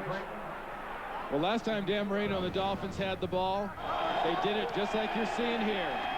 It was throw it, get it down the field, and set up Kareem Abdul-Jabbar for a tough touchdown run for his 22nd rushing touchdown of the year, putting him behind Terry Allen over the last 2 seasons rushing the ball. Maybe not many yards for him, Tom, but a lot of scores. 11 touchdowns rushing this season. And 12 total. One more rushing touchdown by Abdul-Jabbar will equal the Miami record. That was some serious contact. Ted Johnson made it. Wow. Ted Johnson. You want to see a decleater? Don't look at it at half speed. Don't look at it in slow motion. Look at it in real speed. Bang. That's an upper body. See you later and get on your head. Neely, the young running back's in there at halfback. This is Neely. And he got only to the 35-yard line.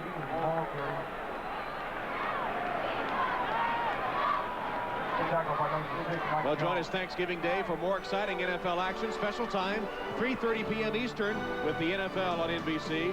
Then a football feast. Eddie George and the Oilers against Emmitt Smith and the Cowboys. Plus, don't miss a special live halftime show with the Cowboys' Troy Aikman, Emmitt Smith, and Herschel Walker, plus country star Reba McEntire as she premieres What If? In tribute to the Salvation Army, Thanksgiving Day here on NBC. Ed Perry on the receiving end of that Marino aerial, run out of bounds by Collins and Hitchcock. And Marino might be saying, what if? I didn't have that 60-yard pickoff for a touchdown and the 100-yard Hitchcock return for a touchdown. Other than those 2 interceptions for scores, this would be a radically different game. And a guy like Jimmy Johnson, he don't play what if.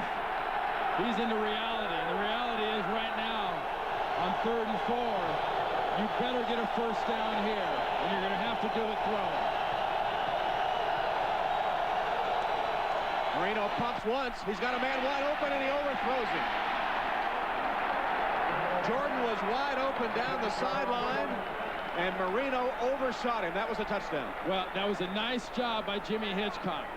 Dan Marino, his receivers can complain all they want about what's going on here. They're going to go for it here on 4th down after that overthrow. That was good defense by Hitchcock interrupting that route. And Jimmy Johnson basically saying here on his own 39, folks, this is the ball game. 3 seconds left in the 3rd quarter.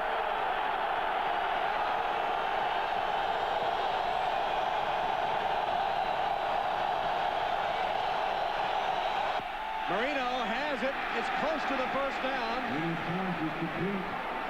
McDuffie hit immediately by Ty Law, and it is a Miami first down as they convert on 4th to bring the 3rd quarter to a close. Marino trying to rally the Dolphins will return. return after these messages from your local station. This is the NFL on NBC. Miami players know two things. Dan Marino knows McDuffie will run right to the down marker. And McDuffie knows he's getting some serious cheese from Dan Marino. That ball comes zipping in there. 42 straight games McDuffie has had a reception, and closing in on 100 for his career first down catches. You see that 21-point second quarter thanks to the mega touchdown pass and the 2 interceptions for a touchdown. Put New England in front. Marino to the 40-yard line. Lamar Thomas makes the catch at that point. Another Miami first down. Covered 16 yards. Jimmy Hitchcock was giving him a little bit of a cushion, and Thomas, with his second catch of the day, has a first down. You know, Mike Sheldon, who is in there at left tackle for Richmond Webb, is doing a very nice job of pass protecting for Dan Marino. Again time, and again Marino finds the receiver, O.J. McDuffie. Wiggum runs him out of bounds. And they've made another change in that offensive line. Keith Sims is in at left guard, and Bucky, who's been playing the left guard, is now at left tackle, the position he played at Stanford. There you see Bucky at that left tackle spot, 77. Richard Webb continues to rest on the Miami sideline after banging up a knee. Marino's going for the end zone. Incomplete, intended for Thomas. Ty Law was with him step for step. We saw Troy Brown at the back of the end zone for New England make that diving, touch the toes, spread every toenail you got out trying to get it. Lamar Thomas does the exact same thing. He knows this is 6 if he can get it and hold it. And Dan Marino puts that ball right on his hands. You look back, that's one you think you ought to have. If you have a chance of winning a tight game and a Hall of Famer puts it there, you catch it. Pass was right there. Now it's 3rd and 2.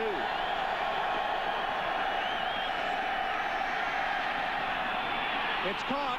McDuffie to the 5-yard line and just inside. Complete to O.J. Willie Clay chased him down, but McDuffie works his magic again, this time for 27 yards. And, you know, something Pete Carroll is seeing his defense be victimized a little the last 2 possessions by Miami is the yards after the catch. Marino getting the ball to O.J. McDuffie there, and McDuffie getting some nice blocking and cutting across the field for the yards. 1st and goal from the 5. Abdul-Jabbar, nowhere to go. Flags are down. There's flags down. Chris Canty made the stop. Jarris McPhail, actually the ball carrier. Offsides, number 53 of the defense. Half a distance to the goal. Repeat first down. Chris Slade, the offside. Remember, in the first half, this is a defense that somehow, some way, found a way to get it done and make the plays. And Dan Marino and McDuffie take advantage of a zone defense. McDuffie running across the field for those yards, and then picking up a few extra yards on the offsides by McGinnis or Chris Slade. Still 1st and goal, 12th play of the drive. Abdul-Jabbar just short of the goal line, didn't quite get in. Chris Sullivan prevented the touchdown.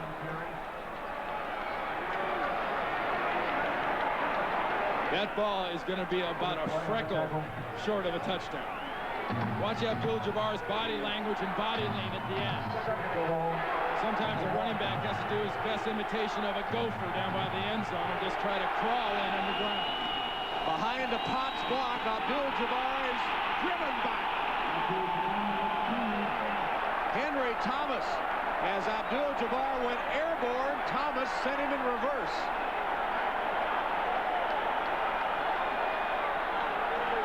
That's a little bit of the size or lack thereof working against Abdul-Jabbar. A big physical back does not get a whirly-bird put on him.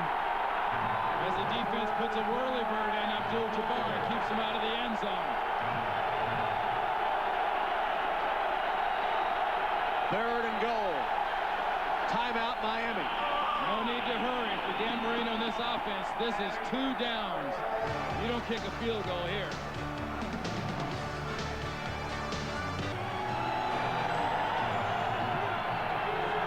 Back in Foxborough, only inches separating the nose of the football from the plane of the end zone.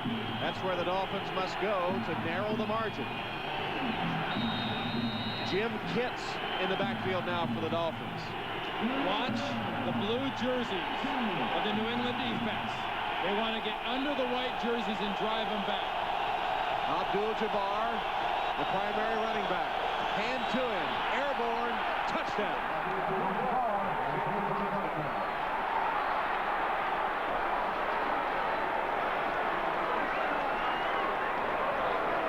And with that score, Abdul-Jabbar ties the Miami record, 12 rushing touchdowns in a season. You need a reason to jump and a place to jump to, and the offensive line gives Abdul-Jabbar a great aiming point. Because most of the interference is blocked down. You saw Ted Johnson coming over to the top, jarred that ball loose a little bit from Jabbar. He recovers and scores. He really nearly lost the football. Mate's extra point, a knuckleball, but it gets through there. It didn't look good, but it will count. Impressive 14-play, 80-yard drive, and the Dolphins within 10.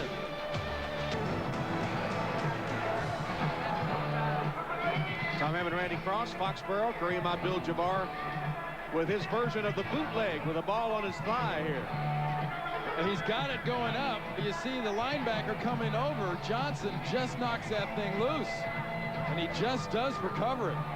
Watch the legs and the feet. Right there, the helmet and shoulder of Johnson gets it. And talk about some hand-eye coordination. Now onside kick attempt, and the Dolphins have it. Well, on the last drive, Jimmy Johnson rolled the dice, went for it on 4th down and 4, converted, winds up with a touchdown. And here O.J. Brigance recovers the onside kick, and the Dolphins have it again. You saw Jimmy Johnson go for it on 4th and 4. Between Bill Parcells and Jimmy Johnson, there aren't two more dangerous gamblers in the NFL in key situations. They'll go for it and do things you gotta expect. They expected it, they just didn't execute it. Crawford, the defensive lineman, bounces off his hands, and Brigance gets it. This is gigantic for Jimmy Johnson's offense. Talk about momentum. They completely caught New England unaware. Crawford couldn't handle it. Miami has it just short of their own 40. Marino stands in, delivers, catch made at the 40-yard line by Brian Manning. It covers 21 yards. Jimmy Hickcott victimized by the rookie from Stanford. Watch this side of the defense, the return team. There's Crawford, 99. Ball hits his hands. And the last guy you want is a backup linebacker who's been on the sidelines getting cold, trying to warm his hands up in a key situation. 44 times Dan Marino has worked the magic for the Dolphins. Kareem Abdul-Jabbar flagged down as Abdul-Jabbar takes it for about 4 yards. Henry Thomas, the tackle. Here's the penalty against Miami. As we go back to New York, Holding and Greg Gumbel. All right, Greg. 27-17 here. The Dolphins with the momentum at the moment.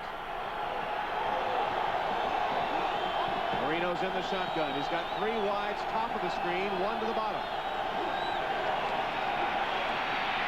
Under pressure and sacked. Big play, the 3rd sack of the day for the New England defense. Chris Slade. That's his 2nd. That's a nice job by Pete Carroll's defense. They show the blitz on the outside. You've got Slade, you've got Bruschi, and then Slade goes inside. So a little double fake, double clutcher. Show him the outside blitz and get him in the face. Now it's 2nd and 26.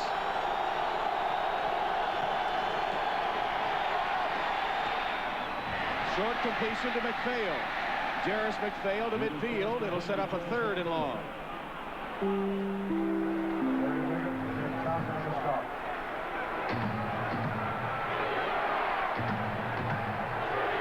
Jimmy Johnson thinks that the Dolphin offense is very efficient in this hurry-up offense. And it's worked for them here so far. Marino. Nice catch by McDuffie. McDuffie went upstairs and has it for the first down. You talked about the veteran receiver knows how much he needs. Did he ever do it again? 21 yards. Well, I tell you what, he catches that. You talk about receivers catching the ball with his hands. He caught that ball with the tips of his fingers. First down, Miami, just inside the New England 30-yard line.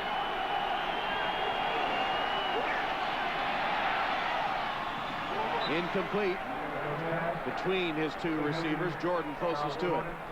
I mean, do you have any idea how hard it is to coordinate your body when it's stressed and stretched? McDuffie stresses and stretches his body up, and then look at the tips of his fingers netting that ball in. I mean, that not only, like you said, as a veteran receiver, knowing where the yard marker is, that's the easy part. The hard part is coming down with that toss. They converted 2nd and 26, 3rd and 20 for a first down. McDuffie has 7 catches today, 98 yards. Timeout, Miami. And he got the timeout called before Tim Ruddy snapped the ball.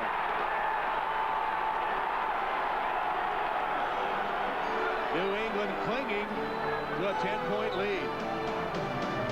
Watch Tim Ruddy's head, the center, snap up. He doesn't see Marino, and listen to the call. See, so that whistle is being blown clearly before that ball is snapped, but Marino didn't have the opportunity to assume in this case that Ruddy wasn't going to deliver that ball. Meanwhile, Marino has passed for 305 yards, the 55th 300-yard passing game of his career. And there is more yardage. A flag is down. Lamar Thomas made a good one. It's going to be a personal foul against the New England defense. Personal foul, roughing the passer. Number 25 of the defense. Emphasis to the goal. First down. That personal foul on Larry Wiggum. But that's just the penalty. Watch the placement on this pass from Dan Marino. Anybody here see an open guy? Somehow he did. And there's Wiggum coming in. It's not a blatant rough, but I tell you what they probably called was him lowering his helmet as he went into Dan Marino. It puts the football just inside the 10, around the 9-yard line. First and goal for the Dolphins.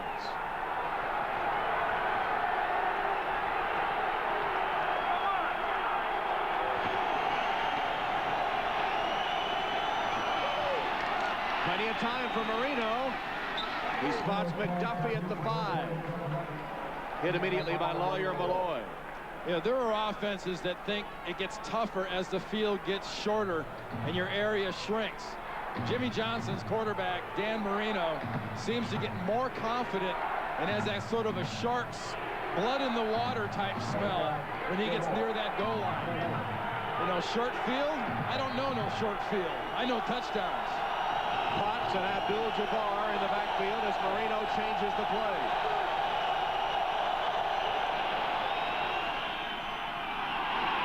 Incomplete, and a flag down as McDuffie was battling long. That was nearly a fabulous catch by McDuffie. The question is, who's this on? A lot of contact. Pass interference. Number 24 of the defense in the end zone. First down from the 1. Ty Law called for interference. First and goal, 1-yard line. Watch the contact. Never turns back, never sees the ball, and runs into McDuffie. And for all that, watch McDuffie still reach around and almost make that catch.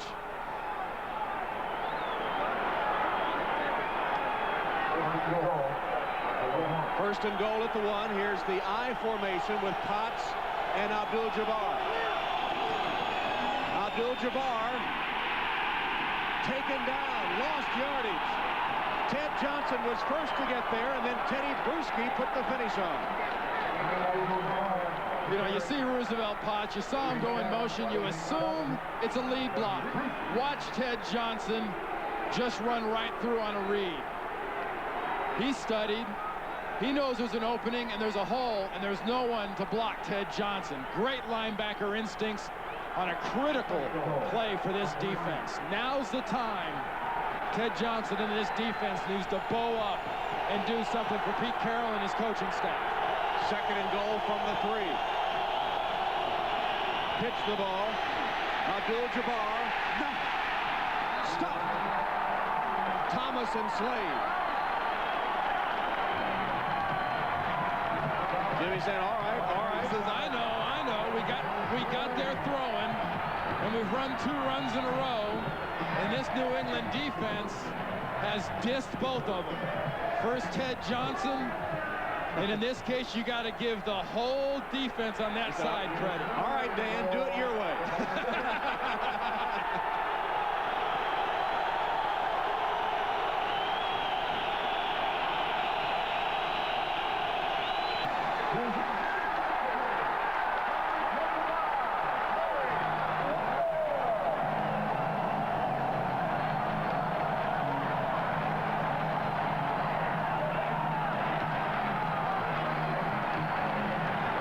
Seen 3 interceptions be more costly in a game. 2 for touchdowns. This one prevented a touchdown. I'll be honest, Tom, I'm absolutely dumbfounded by 3 non-Dan Marino or any other great quarterback type passes. That was a rushed, panicked, last-ditch, not very smart decision by Dan Marino that cost his team again.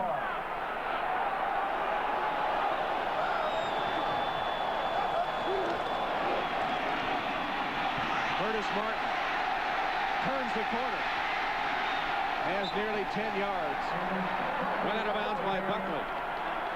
Go back to this decision by Dan Marino. Watch the pressure he's getting. There's no reason to do this. Look what's over there. There is nothing but trouble again. Last time he threw it there, he found Hitchcock, who took it back 100 yards. Throws it in the same area. This time Larry Wiggum gets his 2nd interception of the day. You just don't understand why you would do that.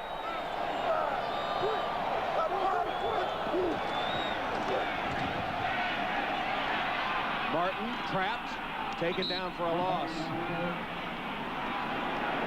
Dan Marino's on the phone, and he's going to watch a New England offense that has got a running back in Curtis Martin that you can say the rushing game hasn't worked at times this year, but one time it does work is the 4th quarter. Well, Dan Marino is steamed inside and out. 3 interceptions.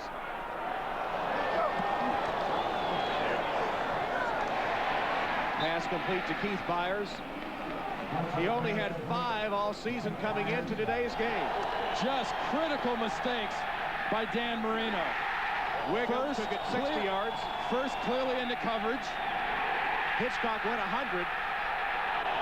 Also into coverage, and moments ago, the 3rd and perhaps crushing interception, also into coverage, and again picked off by Larry Wiggum. You know, and Dan Marino is no more disappointed in anybody on this football field than himself. Dolphins blitz picked up by the Patriots, and Bledsoe unloads. Catch made by Sean Jefferson.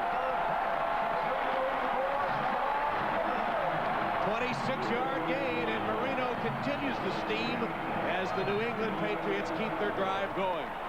Confidence can come from various places. You get it from your teammates, you get it from your defense, and you get it from momentum. And Bledsoe's confidence is there, the momentum is there, and his pass is perfectly there.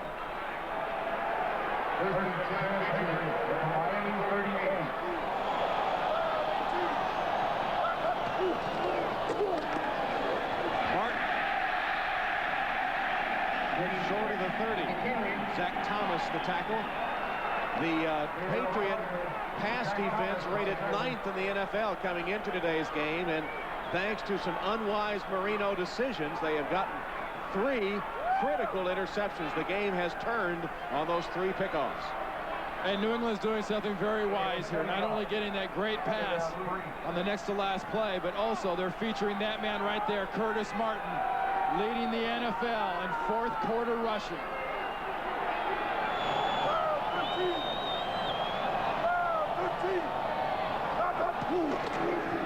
Here he is again. Close to the first down marker. Ben Coates trying to get a block in front of him. That's one of the things. Ben Coates might be a premier receiver, but he also is a guy that's got to get dirty. And if you're going to play with Curtis Martin and you're going to play on this offense in December and January and put something back together as this franchise, you got to see a lot of dirty Ben Coates uniforms, because you're going to have to spend a lot of time blocking for the run, because that'll be the key as they make their move towards the end of the year. They made a move last year winning 4 out of 5. They need the exact same kind of finish, if not better. Approaching 3.5 minutes. Timeout, New England. Bledsoe trying to avoid a delay penalty, takes timeout. You're watching the NFL on NBC. We're back. There's the placid Pete Carroll. And another. Give me that hat.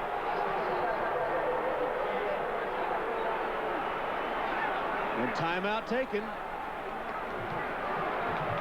Giving us a chance to take a look at our Miller Time game summary. Dave Meggett, 4th career touchdown pass. First one since '91 when he played for the Giants. Kareem Abdul-Jabbar ties the Miami record with his 12th rushing touchdown, but the totally unexpected 2 Marino interceptions for a touchdown and a total of 3 big ones on the day, the last one preventing a Miami touchdown. The third might have been more debilitating than the first 2 for the touchdowns with the momentum they had going on. And you saw the Patriots call a timeout.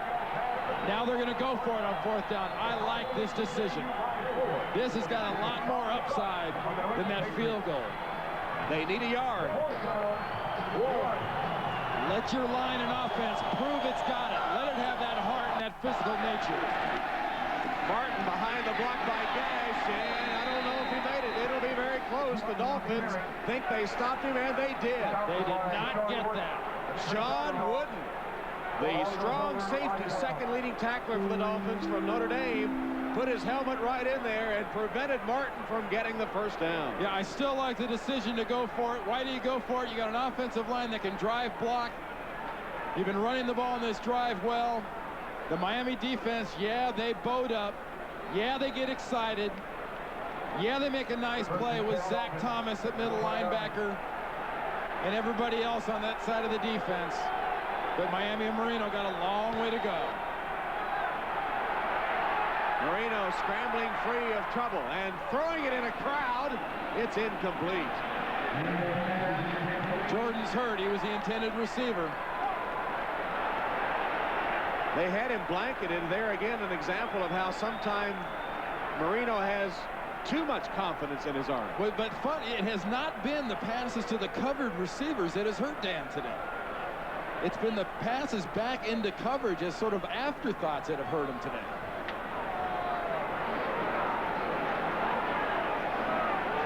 Because, I mean, you know, to a degree, Jordan knows this ball's coming, and he knows where it's coming. Dan Marino knows where it's going. He sees the receiver, and Jordan is open. Yeah, he is. And that ball is delivered, and he should have caught it.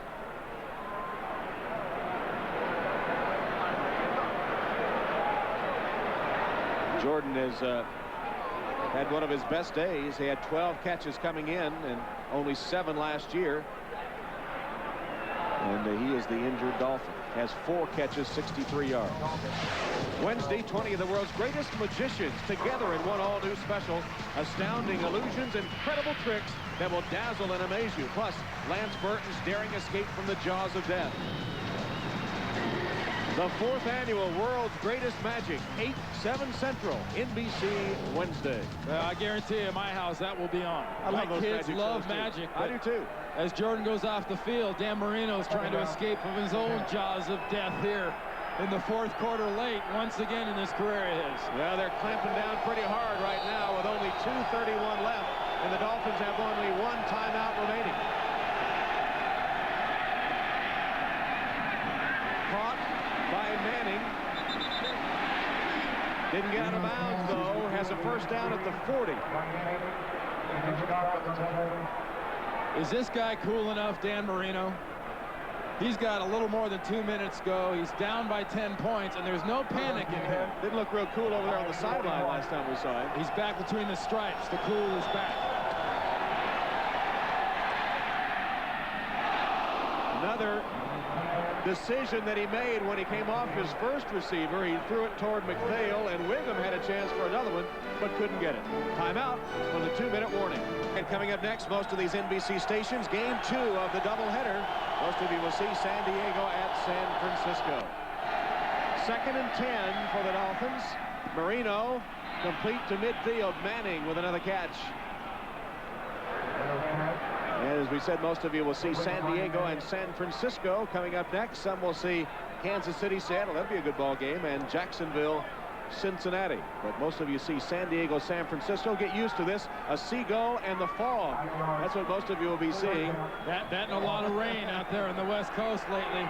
Actually, this is just from beyond the stands here at Foxborough. That fog. That team in San Francisco is right now easily the best team in the NFL. They're in no fog. Marino across the middle and broken up. Jordan returned to the game, but Chris Canty able to break up the pass from Marino. This was not the kind of game that Jimmy Johnson wanted because they got behind. Passing game hurt him with the interceptions and then couldn't use his run. 7 defensive backs now for the Patriots, down to 1:51. There is the run. McPhail needed a yard on 4th down, and he will be close. He just did get it. Slade and Carter hitting Jarris McPhail. And as they unstack him and spot the football, will the Dolphins retain possession? Down by 10. That marker is right at the 49-yard line, as is the ball right now. Sticks will come out. That was a strong call, though. It was. I mean, an underneath handoff, kind of a delayed draw on 4th down. And just did make it. Just did. Got a good half of football. That's as good as 10 yards when you got 1 minute and 42 seconds to go.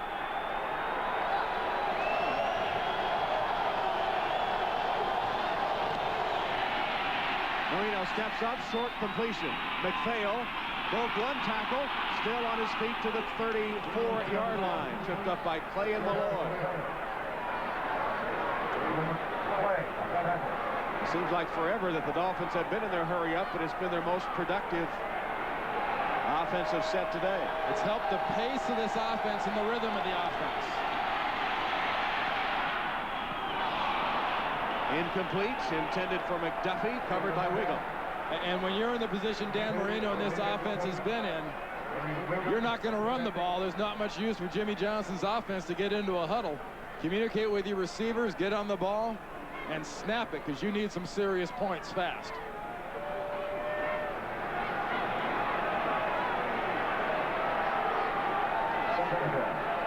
(27-17) at the 107 mark. New England will prevent deep, 4 deep.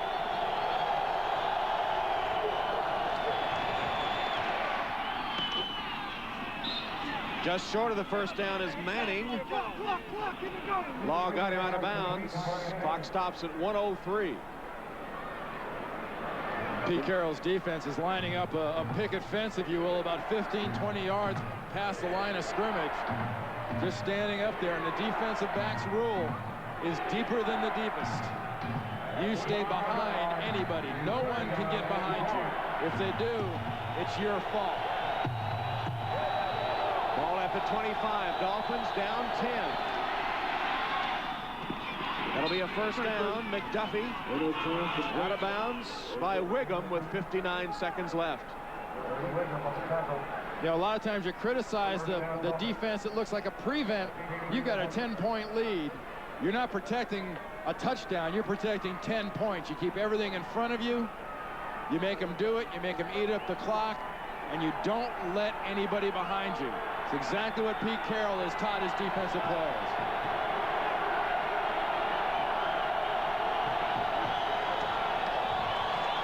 One pump. Marino throws it. Nearly intercepted for the 4th time. Lawyer Milloy had a shot at it. Couldn't haul it in. And pump fake or not, Lawyer Milloy in that defensive backfield did a good job of executing the defense. Nobody bites. Nobody lets the receiver get behind him. Milloy reacts, tips it. And Dan kind of gets that, well, I had to give it a shot. Well, he has 53 seconds left to try to get 10 points.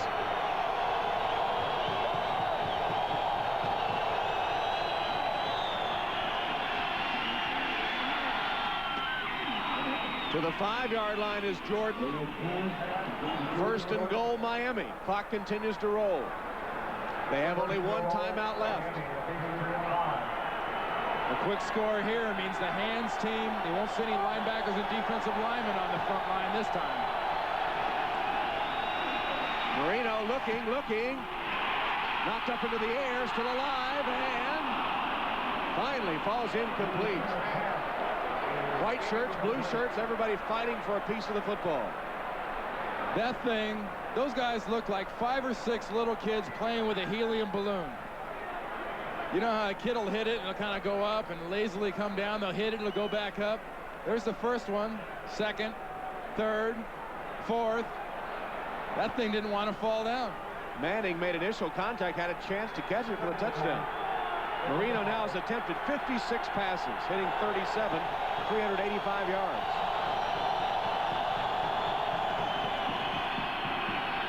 Guns it, incomplete. Out of the arms again of the rookie Brian Manning. Dan Marino mentioned last night, Tom, new receivers, not quite sure the chemistry and used to each other. And here is a great example of a receiver not being used to a Dan Marino fastball. Marino, great job right there. 6 points, your fault. 21 seconds, third and goal.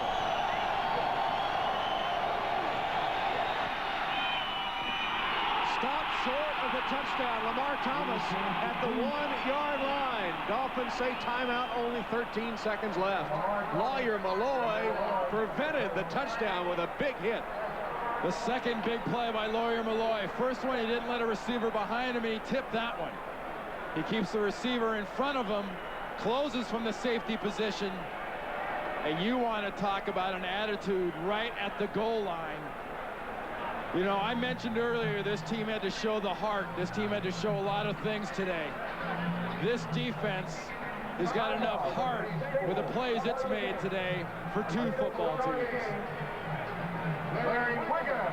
The New England Patriots had their courage, their heart challenged by everyone coming into this game. And they have responded with 13 seconds left, and the Dolphins out of timeouts. Patriots protecting a 10-point lead. Final in New York now. The Jets have beaten the Vikings 23-21. So the day could finish with Parcells and the Jets in sole possession of first place in the AFC East. And this is a critical game for these New England Patriots because they've got some tough ones coming up with Jacksonville, Pittsburgh, and then Miami again the last week of the season. Marino needs 1 completion to equal his career high, but he would rather have it for a touchdown. They're going to try to run it in, and they do. Kareem Abdul-Jabbar with another touchdown, his 3rd of the game, and 13th rushing touchdown of the season. Well, It was the time that is a critical difference here. You get in with 40, 35 seconds to go or so, your onside kick can be very effective and a chance for that field goal. The extra time has doomed these Dolphins. They'll still kick the onside kick, but watch the personnel the Patriots put on the field for the hands team. The all running backs and wide receivers. Mare's extra point is good. It's a 3-point game, but only 10 seconds remain.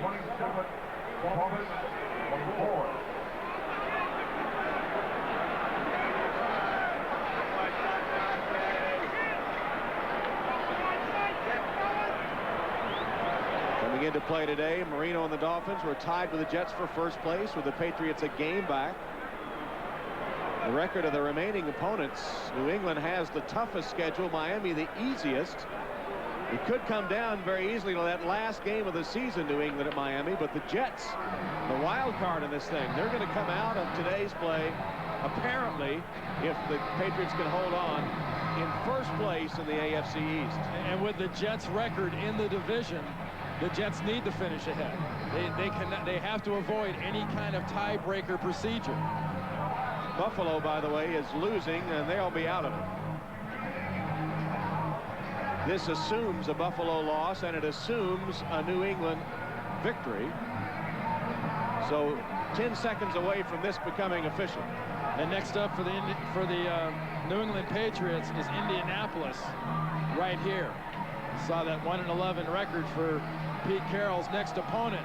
The big challenge of today was responding to a first-place 7-4 Miami team. The big challenge for Pete Carroll and this football team next week will be responding to a bad football team.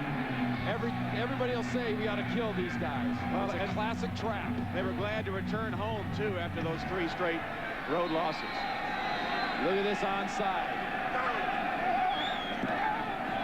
Mare's kick. Up for grabs. Dolphins have it. 45-yard line. Sean Wood. And for the second time in the game. The flag is down on the field. You've got penalty marker. Second time in the game, they got the onside kick. I mean, the odds are astronomical to do it twice in a game. Can they be lucky enough to get the onside and a personal foul? These Byers arguing. Well, he's not arguing about him throwing a flag on Miami. The ball has to go 10 yards on an onside kick. And the first person that touches it, if it doesn't go 10 yards, has got to be someone on the receiving team. It seemed to fill all those requirements. Dolphins recovered one earlier when it went off the hands of Vernon Crawford. As the Dolphins caught the Patriots unaware that time of the onside attempt. This time everyone expecting it, and they still might have made it work. 7 seconds showing on the clock.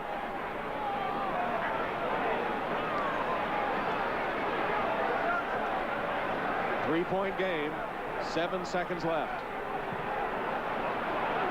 This flag was thrown very late. It was thrown after the recovery.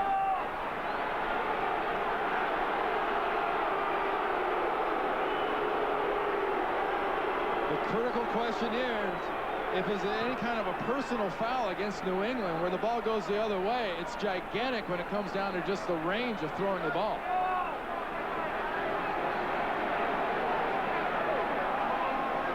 Discussion continues, Jerry Austin and his crew.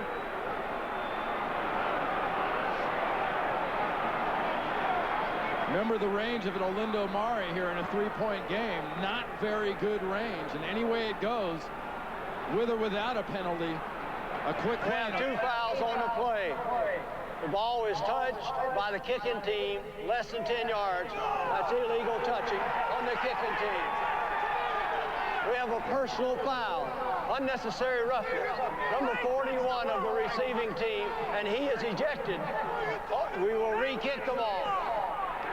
That's Jimmy right in the front there saying, look, they touched the ball. My guys did not touch the ball. I would expect nothing less, but watch the ball. Who touches it first? It's a Dolphin player. The first person to touch it is a Dolphin player, number 25, Harris, right off the left shoulder. Excellent call. And honestly, Jimmy Johnson was blocked on the sideline. And from his angle, I'm sure it looked like the Patriots did. Has to go to the 40-yard line before a Dolphin can touch it. And Harris, Corey Harris, touches it about a yard short, about 9 yards downfield. So it was a correct call on the illegal touching.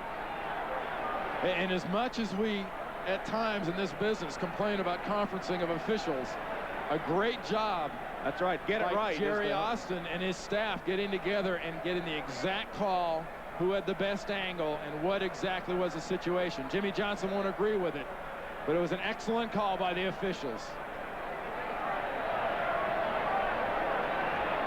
The call, the ball must travel 10 yards or a kicking team member cannot touch it.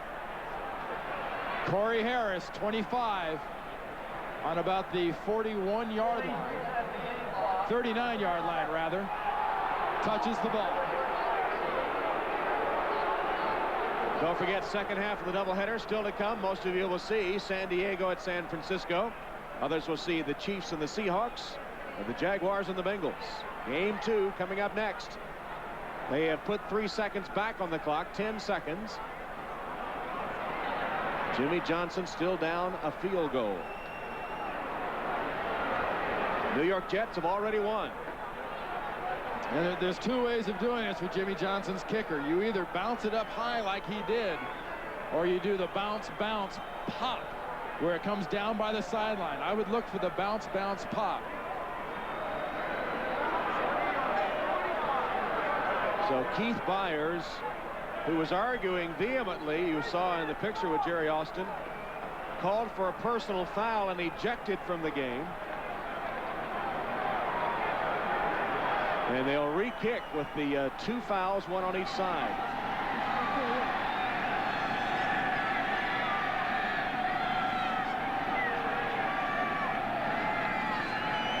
Here we go again.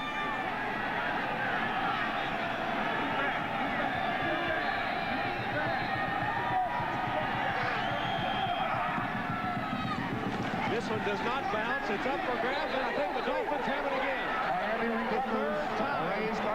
Wow. This time it is Jerry Wilson that recovers it cleanly. And now 8 seconds on the clock instead of 7. Watch the ball.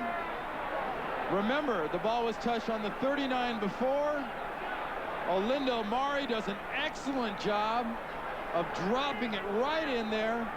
The ball bounces, and it's recovered by Jerry Wilson. Just excellent execution again by Jimmy Johnson's special teams. Well, the Dolphins don't have a timeout, and the ball is at their own 42-yard line. Mare, remember, his longest is 37 yards. He's not hit one. He's 0 for 2 from 40 or a longer range. So this is Big Ben. 3 wide receivers, top of the screen. They're going for the long one. That's all they can do here. Marino will heave. And it's broken up. 3 seconds left.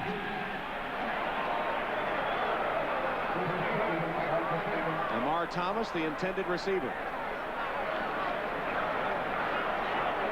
Marino now 38 of 59 for the day.